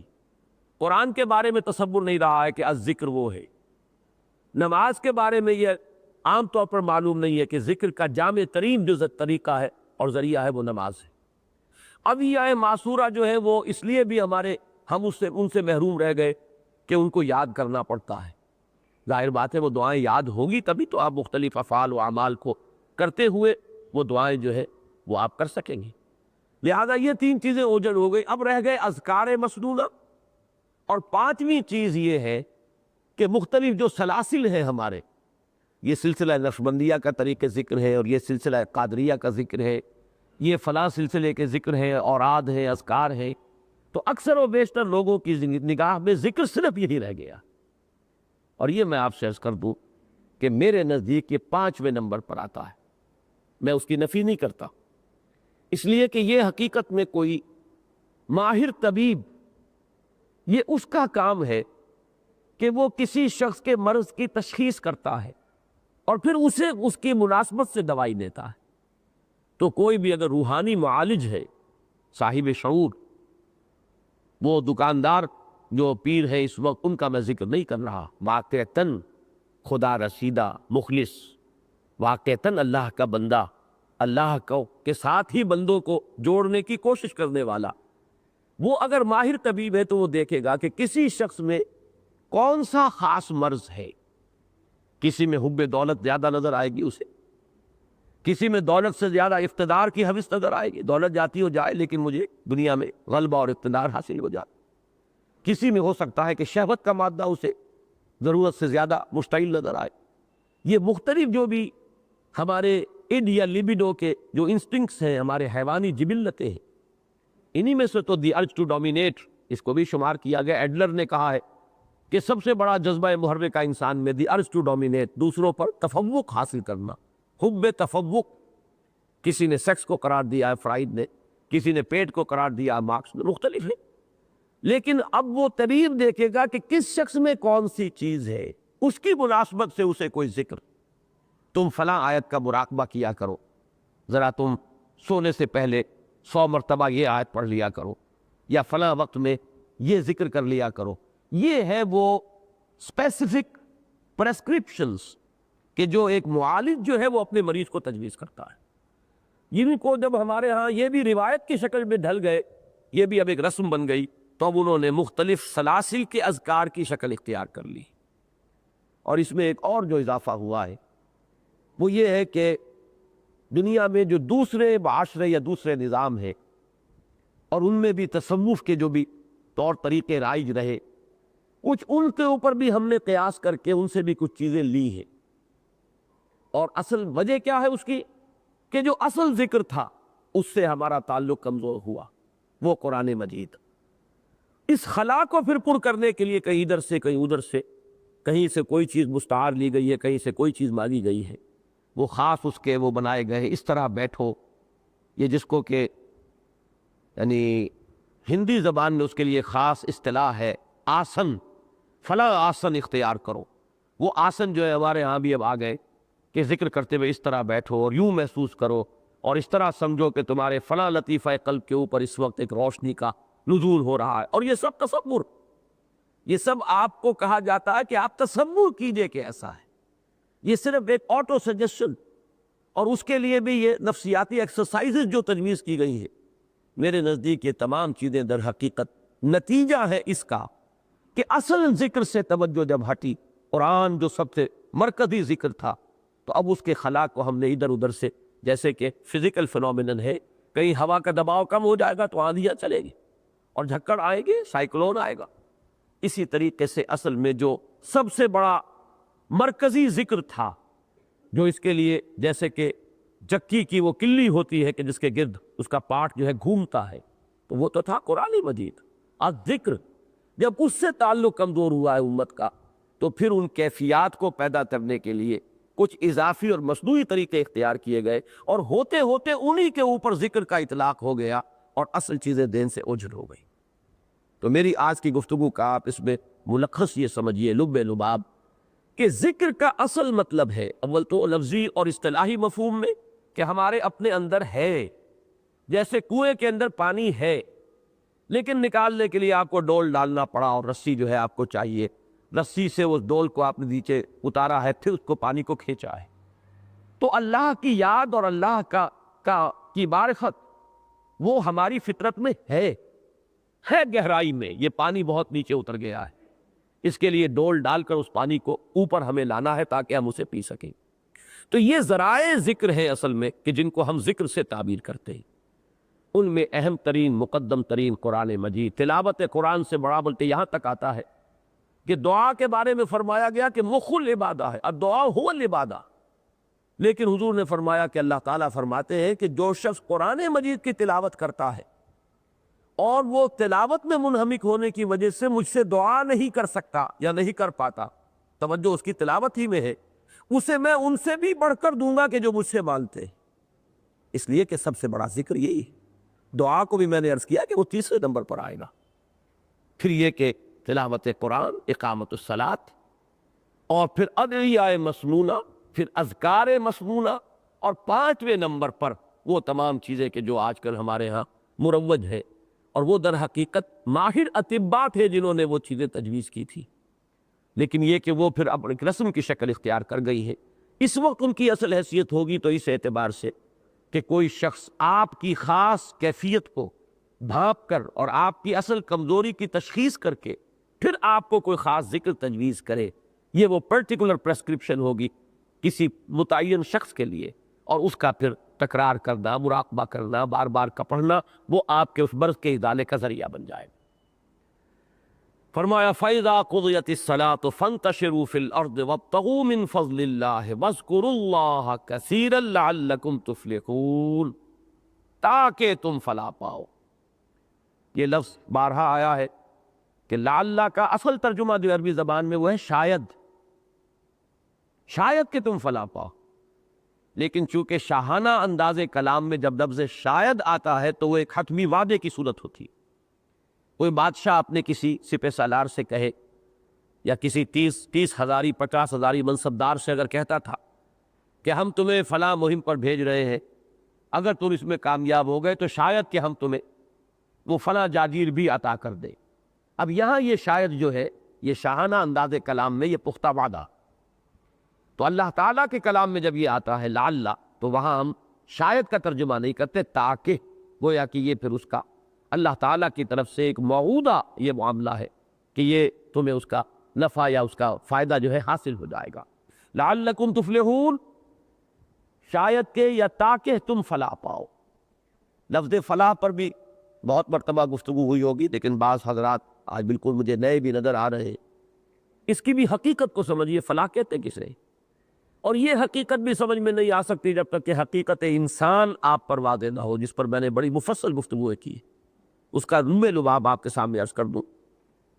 فلاح کے معنی ہوتے ہیں کسی شے کو پھاڑنا۔ ان الحدید بالحدید یفلح، لوہا لوہے سے کٹتا ہے۔ فلق کے معنی بھی پھاڑنا، فلاح کے معنی بھی پھاڑنا۔ افلح پھاڑ کر کچھ نکال لینا، زمین کھودی کھود کے خزانہ نکال لیا۔ یہ کسی شے کو شق کر کے اس میں سے کوئی چیز برآمد کرنا، یہ اس کا اصل مفہوم ہے۔ آج کل آپ کے علم میں ہوگا عرب ممالک میں، خصوصاً مصر میں، فلاحین کی تحریک، جیسے آپ کیا کسان موومنٹ ہے، تو فلاح کہتے ہیں کسان کو، کیونکہ وہ بھی اپنے ہل کی نوک سے دھرتی کے سینے کو چیرتا ہے، پھاڑتا ہے، تو گویا کہ پھاڑ رہا ہے زمین کو، یہ ہے فلاح۔ افلح پھاڑ کر کوئی شے برآمد کرنا، نکالنا۔ یہاں بھی حقیقت سمجھ لیجئے کہ جیسا کہ میں نے عرض کیا تھا، ایک وہ ہمارا اصل وجود ہے، وجود ہمارا انسانی وجود، وہ روحانی وجود ہے، وہ دبا ہوا ہے اس زمین میں، یہ زمینی وجود میں، ہمارے خاکی وجود میں، حیوانی وجود میں۔ اس حیوانی وجود کو شق کر کے اس میں سے اس اپنے روحانی وجود کو برآمد کرنا، اس کو پروان چڑھانا۔ وہ پودا اب پروان چڑھے، اس کے لیے ذرا مشقت کرنی پڑتی۔ مشقت کا لفظ شق ہی سے تو بنا ہے، پھاڑنا۔ مشقت کیا ہے؟ اپنے اس نفسانی وجود یا حیوانی وجود، جو بھی ہمارا یہ اینیمل انسٹنکٹس والا وجود ہے، اسے پھاڑیں گے تو اس میں سے وہ اصل جو آپ کا وجود روحانی ہے وہ برآمد ہوگا۔ اور پھر وہ، جیسے اب دیکھیے آم کی گٹھلی ہے، وہ پھٹتی ہے تو اس میں سے وہ دو پتے نمودار ہوتے ہیں، وہی ہے کہ جو پھر تدریجاً آم کے درخت کی شکل اختیار کرتے ہیں۔ تو ہمارا وہ وجود حقیقی جو ہے، وہ ہمارے اس وجود خاکی یا وجود حیوانی کے اندر دفن ہوا ہے۔ کچھ مشقتیں کرنی پڑیں گی۔ یہ نماز بھی تو اسی کے لیے، یہ روزہ بھی تو اسی کے لیے، یہ تمام مشقتیں ہیں جو اللہ نے ہمیں اس لیے دی ہیں تاکہ ہم ان کے ذریعے سے اپنے اس حیوانی وجود کے دباؤ کو کم کریں یا اسے پھاڑیں اور اپنے اصل حق، اصل وجود کو برآمد کریں، جس کے بارے میں فرمایا گیا کہ وَلَا تَكُونُوا كَالَّذِينَ نَسُوا اللَّهَ فَأَنسَاهُمْ أَنفُسَهُمْ۔ ان لوگوں کے مانند نہ ہو جانا جنہوں نے اللہ کو بھلا دیا تو اللہ نے انہیں اپنے آپ سے غافل کر دیا، اپنی حقیقت سے غافل۔ میں نے اس کے لیے بارہا اپنشد کا ایک جملہ سنایا ہے، آج پھر سن لیجئے۔ مین ان his ignorance، یہ ignorance ہے، جہالت ہے، لا علمی ہے۔ مین in his ignorance identifies himself with the material sheets which encompasses real self۔ Real self ہے ایک، اس کے گرد مادی غلاف ہے۔ یہ ہمارا حیوانی وجود مادی غلاف ہے جو ہمارے اصل انسانی یا روحانی وجود کے اوپر یہ ان کو لپیٹے ہوئے ہیں۔ اور انسان کی سب سے بڑی جہالت یہ ہے کہ وہ اپنی اس اصل حقیقت کو تو بھول جائے اور اسی مادی غلاف ہی کو سمجھ بیٹھے کہ یہ میں ہوں، اپنی تعبیر کر رہا ہوں اس حیوانی وجود کے اعتبار سے، اور اصل انسانی وجود کو بھول گیا۔ یہی ہے وہ اس آیت کا لب لباب، وَلَا تَكُونُوا كَالَّذِينَ نَسُوا اللَّهَ فَأَنسَاهُمْ أَنفُسَهُمْ۔ اصل اپنی حقیقت سے بے خبر، اور وہ جو غلاف تھے مادی غلاف، انہی کو سمجھ بیٹھا ہے کہ یہ میں ہوں۔ یہ تو تمہارا وہ حیوانی وجود ہے، اس کے اعتبار سے تمہیں کوئی شرف حاصل نہیں ہے۔ تم اشرف المخلوقات اور مسجود ملائک بنے تھے تو اس روحانی وجود کے اعتبار سے بنے تھے۔ فَإِذَا سَوَّيْتُهُ وَنَفَخْتُ فِيهِ مِن رُّوحِي فَقَعُوا لَهُ سَاجِدِينَ۔ تو در حقیقت یہ تمام ذکر الہی اور یہ تمام عبادات، یہ مشقتیں جو اللہ نے ہم پر ڈالی ہیں، اب سردی کا موسم ہے اور ٹھنڈا پانی ہے، گرم پانی نہیں ہے، لیکن پانی ہے، تیمم نہیں کر سکتے آپ پانی اس سے وضو کریں گے، نماز پڑھیں گے، چاہے اس وقت جو ہے نفس کتنا ہی آپ کو آمادہ کر رہا ہو کہ ابھی سوئیے، لحاف کی گرمی سے باہر نکلنے کو کس کا جی چاہتا ہے، لیکن یہ پھاڑنا پڑتا ہے اپنے اس وجود کو، یہ مشقت لینی پڑتی ہے تاکہ اندر جو مضمر حقیقت ہے وہ برآمد ہو سکے۔ تو اسی لیے شاہ عبد القادر صاحب نے غالباً افلاح کا ترجمہ وہ بڑا پیارا کرتے ہیں۔ کام نکال لے گئے وہ لوگ، قد افلح المؤمنون، کام نکال لے گئے اہل ایمان، یعنی بالکل ایسے کہ جیسے زمین میں دفینہ تھا، اس کو پھاڑا، زمین کو کھودا تو اس میں سے دفینہ نکال دیا۔ تو افلح میں یہ مفہوم جو ہے موجود ہے، اور اس کی بھی اصل حقیقت سمجھ میں نہیں آ سکتی اگر یہ انسان کا یہ جو ہے مرکب وجود آپ کے سامنے نہ ہو کہ اس کا ایک حیوانی وجود ہے اور ایک اس کا روحانی وجود ہے. وہ ہے حقیقت انسان جو مضمر ہے، لپٹی ہوئی ہے ان مادی غلافوں کے اندر. ان غلافوں میں سے اس کو برآمد کرنا، پروان چڑھانا. جیسے گٹھلی پھٹتی ہے آم کے، اس میں سے 2 پتے نکلتے ہیں اور وہ پھر پروان چڑھتے ہیں اور درخت کی شکل اختیار کرتے ہیں. یہ ہے فلاح. فَإِذَا قُضِيَتِ الصَّلَاةُ فَانتَشِرُوا فِي الْأَرْضِ وَابْتَغُوا مِنْ فَضْلِ اللَّهِ وَاذْكُرُوا اللَّهَ كَثِيرًا لَعَلَّكُمْ تُفْلِحُونَ. ایک بات رہ گئی تھی سورہ جمعہ کے جو ابتدائی مضامین کا میں اعادہ کروا رہا تھا کہ وہ حدیث تو میں نے آج دوبارہ آپ کو کم سے کم حوالہ دے دیا کہ تشویق ہے صبح ہی سے بہت جلد جو ہے مسجد میں پہنچو اور اللہ کے ذکر اور یاد میں. اگرچہ فرض وہ ہو جاتی ہے نماز کے اذان کے لیے جب آئے تو فرض ہے. اب ہر کاروبار دنیاوی مطلق الحرام ہے. شام کے سلسلے میں بھی ایک ترغیب آئی ہے کہ بعض احادیث میں آتا ہے کہ حضور نے فرمایا کہ جمعے کے دن کی ایک خاص ساعت ایسی ہے کہ جس میں جو دعا بھی انسان کرے گا اللہ تعالیٰ وہی بات اس کی قبول فرما لے گا. لیکن اس کو چھپایا، بیان نہیں کیا کہ وہ کون سی ہے. تو بعض حضرات کے نزدیک وہ وہی وقت ہے اذان سے لے کر اور نماز جمعہ کی ادائیگی تک. لیکن بعض اشارات ملے ہیں اس سے کہ یہ ہے آخر وقت جو ہے اس دن کا، یعنی عصر سے لے کر مغرب تک کا وقت. تو بہت سے اہل اللہ کو آپ نے دیکھا ہوگا کہ خاص طور پر جمعے کے دن وہ عصر اور مغرب کے درمیان مسجد میں ٹھہرتے ہیں اور وہیں ذکر و اذکار کے اندر مشغول رہتے ہیں. تو یہ اصل میں وہی، جیسا کہ میں نے پچھلی مرتبہ عرض کیا تھا، جیسے لیلۃ القدر کو چھپایا گیا ہے. کچھ اشارے کم نہیں ہے، یہ کہ رمضان میں ہے چلیے، یہ کہ وہ آخری عشرے میں ہے کچھ اور واضح ہو گیا، آخری عشرے کی طاق راتوں میں ہے. پھر یہ کہ کچھ اشارے ہو گئے کہ شاید 27ویں شب ہے، یقین نہیں کیا. اب یہ اپنی اپنی ہمت کے مطابق ہوگا. کوئی اتنا ہوگا جو صرف 27ویں شب کو جاگے گا، کوئی آگے بڑھے گا وہ 5 جو راتیں ہیں، جو طاق راتیں ہیں آخری عشرے کی، ان میں کوشش کرے گا. وہ اس سے آگے بڑھے گا، پورا عشرہ جو ہے وہ جاگ کر گزار لے گا. کوئی اور آگے بڑھے گا، پورے رمضان مبارک کے اندر وہ کیفیت رکھے گا. تو یہ تشویق و ترغیب کا یہی اسلوب ہے، یہی ہے اس جمعے کے بارے میں. اور اس میں جیسا کہ میں نے عرض کیا، ایک رائے یہ بھی ہے کہ یہ عصر سے مغرب تک کا وقت ہے. گویا کہ صبح سے لے کے شام تک مقصود یہی ہے، مطلوب یہی ہے کہ اس دن کو خالص کر لو اللہ کے دین کے لیے، اللہ کے ذکر کے لیے، اللہ کی یاد کے لیے، عبادت کے لیے، تلاوت کے لیے، اس کو خاص کر.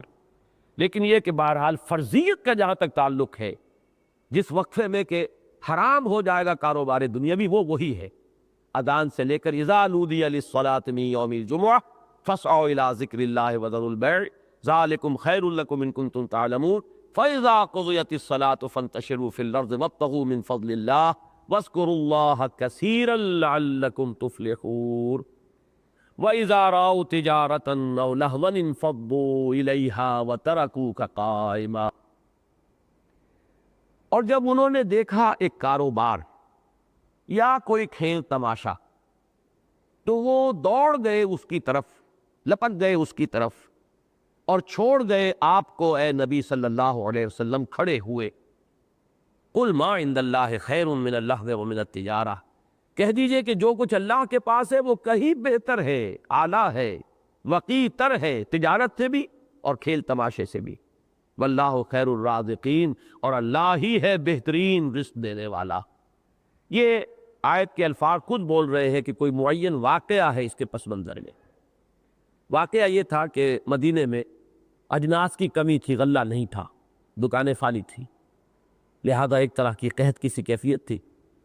تو اس اثناء میں جمعے کا دن تھا، حضور خطبہ دے رہے تھے صلی اللہ علیہ وسلم کہ قافلے کی گھنٹیاں بجنی شروع ہو گئی. عام طور پر اونٹ کے گلے کے اندر وہ گھنٹیاں ڈالی ہوتی ہیں، اور ایک روایت یہ بھی ہے کہ ساتھ ہی ڈھول بھی بج رہا تھا کہ جو بھی جس شخص نے بھی، جس تاجر نے بھی اہتمام کیا ہوگا، اس وقت اس نے امپورٹ کیا ہے غلہ، تو وہ گویا کہ اعلان کرنا چاہتا تھا تاکہ جلد از جلد اس کا سارا مال فروخت ہو اور اچھی قیمت سے اس کو وہ فروخت کر کے اور نفع بنائے. تو بہت سے صحابہ جو اس وقت حضور کے پاس تھے خطبہ جمعہ کے وقت، وہ اٹھ کر ادھر چلے گئے. اندیشہ بھی رہا ہوگا کہ اگر میں نہیں جاتا ہوں ہو سکتا ہے کہ سارا غلہ ختم ہو جائے، میں محروم رہ جاؤں. اور اس وقت صرف چند لوگ رہ گئے، 12 کی تعداد آتی ہے روایات میں، جن میں خلفائے اربعہ بھی تھے اور 8 اور حضرات، باقی سب حضرات چلے گئے. اس پر یہ تنقید ہوئی ہے، تبصرہ کیا گیا ہے. وَإِذَا رَأَوْا تِجَارَةً، جب انہوں نے دیکھا ایک کاروبار، ایک تجارت کا معاملہ، او لہوا، اور چونکہ اس میں وہ ڈھول ڈھمکے کا بھی آتا ہے روایات میں کہ ساتھ اس کے تھا، تو اس کو بھی شامل کر لیا گیا. یا یہ کہ نبی ہو تو اس کے اندر تکمیل کے لیے کہ آج جو ہمارا معاملہ ہے یہ جمعے کے روز میچ دیکھنے اور میچ کی طرف متوجہ ہونے کی وہ کیفیت جو ہے اس کا شاید اطلاق قرآن مجید میں آپ کہیں نہ پاتے اگر یہ لفظ لہو بھی وہاں نہ آ گیا ہوتا۔ صرف کاروبار اور تجارت ہی نہیں، کھیل تماشا بھی۔ وَإِذَا رَأَوْا تِجَارَةً أَوْ لَهْوًا انفضوا إِلَيْهَا، تو وہ سب اس کی طرف دوڑ گئے، چلے گئے۔ وَتَرَكُوكَ قَائِمًا، اور آپ کو چھوڑ گئے کھڑے ہوئے، آپ خطبہ دے رہے تھے۔ اس میں البتہ مولانا شبیر احمد عثمانی رحمۃ اللہ علیہ نے اپنے حواشی میں ایک بات لکھی ہے کہ بعض حضرات کی رائے یہ ہے کہ اس وقت خطبہ جمعہ بھی نماز جمعہ کے بعد ہوتا تھا، جیسے عیدین میں اب بھی خطبہ جو ہے وہ نماز کے بعد ہے، اسی طریقے سے جمعے میں ابتداءً خطبہ جو تھا وہ نماز کے بعد ہوتا تھا۔ ایک رائے یہ ہے، جیسے مثلا میں نے مثال آج ہی دی تھی کہ دہلی میں نے دیکھا تھا کہ رواج یہ ہے کہ وہ وعظ جو ہوتا تھا وہ نماز جمعہ کے بعد سے عصر تک ہوتا تھا، جبکہ اب یہ ہے کہ وہ اصل خطبے سے پہلے وعظ یا تقریر جو بھی ہے، جو خطبے کے اصل مقصد کو کسی درجے میں حاصل کرنے کے لیے ہم نے اختیار کی ہے شکلیں، تو یہ اس سے پہلے ہوتی۔ تو اس وقت خطبہ بھی یہ رائے ہے کہ بعد میں تھا، اور لوگوں نے یہی سمجھا کہ نماز تو ادا ہو گئی، فَإِذَا قُضِيَتِ الصَّلَاةُ فَانتَشِرُوا فِي الْأَرْضِ، اب ہمارے لیے مستحب ہے، یہ ہم جا سکتے ہیں، کوئی انہوں نے رکاوٹ محسوس نہیں کی۔ اور میں یہ سمجھتا ہوں کہ یہ ہی دل کو لگنے والی بات ہے، اس لیے کہ محمد الرسول اللہ صلی اللہ علیہ وسلم کے صحابہ کرام کے بارے میں یہاں تک تو بات سمجھ میں آ جاتی ہے، دل میں اتر جاتی ہے کہ یہ مغالطہ ہو گیا ہو کہ نماز تو ادا ہو گئی، خطبے کی وہ اہمیت نہیں ہے، لیکن یہ کہ دوسری بات کہ ابھی نماز بھی ہونی ہو جمعے کی اور خطبہ ہو رہا اور اس وقت لوگ چلے جائیں نماز جمعہ کو بھی گویا کہ قربان کرتے ہوئے، یہ بات کچھ قرین قیاس بنتی نہیں ہے، صحابہ کرام کی شان کے ساتھ اس کی مناسبت معلوم نہیں ہوتی۔ یہ ہوتا ہے جیسے کہ میں نے سورہ آل عمران میں جو معاملہ آیا ہے زیر بحث غزوہ احد کا، اس میں بھی میرے سامنے تعبیر یہی آئی ہے کہ صحابہ کرام نے جان بوجھ کر حضور کے حکم کی جو ہے وہ حکم عدولی نہیں کی ہے، بلکہ انہوں نے تعویل کی ہے۔ انہوں نے یہ سمجھا کہ وہ جو بات آپ نے فرمائی تھی وہ شکست کی صورت میں سی، اگر ہم سب کے سب ہلاک ہو جائیں تب بھی تم یہاں سے مت ہلنا، انہوں نے یہ تعویل کی ہے، اور وہاں فتح ہو گئی تھی۔ گویا کہ وہ الفاظ جو تھے حضور کے صلی اللہ علیہ وسلم، ان حضرات نے یہ سمجھا کہ اس سچویشن کو کور نہیں کر رہے ہیں، تاہم ایک کوتاہی اس کے باوجود ان سے ہوئی کہ لوکل کمانڈر جو تھے وہ روکتے رہے، تو کم سے کم لوکل کمانڈر کی تو حکم عدولی ہوئی ہے، تو لوکل کمانڈر کی حکم عدولی کو بھی ہم مان لیں گے، لیکن محمد الرسول اللہ صلی اللہ علیہ وسلم کی حکم عدولی اور وہ صحابہ کہ جن کی یوں سمجھیے کہ ایک طرح سے ایسی تطہیر ہو گئی تھی اس مجمع کی یا اس لشکر کی کہ منافقین تو 300 جا چکے تھے عبداللہ ابن ابی کے ساتھ، اب جو رہ گئے تھے ظاہر بات ہے کہ انہیں منافقین نہیں تھے، یہ سب مومنین تھے، مومنین صادقین تھے، تو اب اگر ہمیں کوئی تعویل اس کے لیے مل سکتی ہے تو ہم وہ تعویل کریں گے کہ جو صحابہ کے مقام اور مرتبے سے زیادہ مناسبت رکھنے والی، جبکہ الفاظ کے اندر اس کا وہاں تو بڑا الفاظ کے اندر اس کی گنجائش موجود ہے کہ حضور کے الفاظ وہ تھے، اور یہاں صورت جو ہے برعکس پیش آ گئی تھی کہ فتح ہو گئی۔ بہرحال یہاں بھی یہ رائے میرے نزدیک بڑی وقیح ہے کہ اس وقت بھی شاید کہ اب میرے پاس اس کی سند نہیں ہے، صرف میں حوالہ دے رہا ہوں شبیر احمد عثمانی رحمۃ اللہ علیہ کے حواشی کا، کہ انہوں نے لکھا ہے کہ بعض لوگوں کا یہ خیال ہے، معلوم ہے کوئی نہ کوئی روایات پہنچی ہوں گی، کہ خطبہ جو ہے اس وقت جمعے کا نماز جمعہ کے بعد ہوتا تھا، اور لوگوں کو مغالطہ یہی ہوا کہ نماز ہو چکی ہے، فَإِذَا قُضِيَتِ الصَّلَاةُ فَانتَشِرُوا فِي الْأَرْضِ، تو اب نماز کے بعد کوئی حرج نہیں ہے اگر ہم خطبہ سنیں اور نہ سنیں، تو اس میں پھر تاکید کی گئی، اور اسی سے معلوم ہوا کہ در حقیقت خطبہ جمعہ جو ہے وہ جمعے کا جزو لا ینفک ہے، اور پچھلے میں درس میں عرض کر چکا ہوں کہ اصل میں جمعے کو جمعہ بنانے والی شے ہی خطبہ ہے، اس خطبے کے ذریعے سے تذکیر ہے، نصیحت ہے، یاد دہانی ہے، اپنے فکر کو تازہ کرنا ہے، اپنی سوچ کو دوبارہ اپنے شعور میں اجاگر کرنا ہے، اپنے مقصد کو پھر یاد کرنا ہے، اپنے نسم العین کی پھر تجدید ہے، یہ سارے کام تو کہ خطبے سے ہوتے ہیں، لہذا جمعے کی روح رواں جو ہے اس کا لب لباب جو ہے وہ خطبہ جمعہ ہے۔ وَإِذَا رَأَوْا تِجَارَةً أَوْ لَهْوًا انفضوا إِلَيْهَا وَتَرَكُوكَ قَائِمًا قُلْ مَا عِندَ اللَّهِ خَيْرٌ مِّنَ اللَّهْوِ وَمِنَ التِّجَارَةِ، اے نبی کہہ دیجئے اللہ کے پاس جو کچھ ہے، جو اجر و ثواب ہے، اللہ تعالیٰ تمہاری مشکلات کو جس طور سے حل کر سکتا ہے، اللہ تعالیٰ تمہیں وہاں سے رزق پہنچا سکتا ہے جہاں سے تمہیں سان گمان تک نہ ہو، جیسے کہ سورہ طلاق آگے آئے گی، اس میں الفاظ آئے ہیں وَمَن يَتَّقِ اللَّهَ يَجْعَل لَّهُ مَخْرَجًا وَيَرْزُقْهُ مِنْ حَيْثُ لَا يَحْتَسِبُ۔ جو اللہ کا تقوی اختیار کرتا ہے اللہ تعالیٰ اس کے لیے راستہ نکال دیتا ہے، مخرج بنا دیتا ہے۔ کہیں راستہ نظر نہیں آتا لیکن اللہ راستہ بنا دیتا ہے اور اس کو رزق وہاں سے پہنچاتا ہے جہاں سے اسے گمان تک نہیں ہوتا۔ تو یہ اسی کی طرف اشارہ کیا، قُلْ مَا عِندَ اللَّهِ خَيْرٌ مِّنَ اللَّهْوِ وَمِنَ التِّجَارَةِ وَاللَّهُ خَيْرُ الرَّازِقِينَ۔ کہہ دیجئے جو کچھ اللہ کے پاس ہے وہ تجارت اور کھیل تماشے سب سے بہتر ہے، اور اللہ ہی ہے بہترین رزق دینے والا، رزق بہم پہنچانے والا۔ اس کی رزاقیت پر اپنا ایمان اور اعتماد جو ہے پختہ رکھو۔ یہاں یہ سورہ مبارکہ ختم ہوتی ہے۔ اللہ کا شکر ادا کرتا ہوں کہ سورہ صف اور سورہ جمعہ کا مطالعہ ہمارا مکمل ہوا۔ جو مدنی صورتوں کا گروپ ہے اس میں ویسے بھی بالکل درمیان میں ہے، 10 صورتوں میں یہ 5ویں اور 6ٹھی صورتیں ہیں۔ پھر اب 4 صورتیں رہ گئی ہیں، ایک جوڑا ہے سورہ منافقون اور سورہ تغابن کا، اور پھر ایک جوڑا ہے سورہ طلاق اور سورہ تحریم کا۔ انشاءاللہ آئندہ ہم سورہ منافقون کا مطالعہ کریں گے۔ بارک اللہ لی و لکم فی القرآن العظیم ونفعنی و ایاکم بالآیات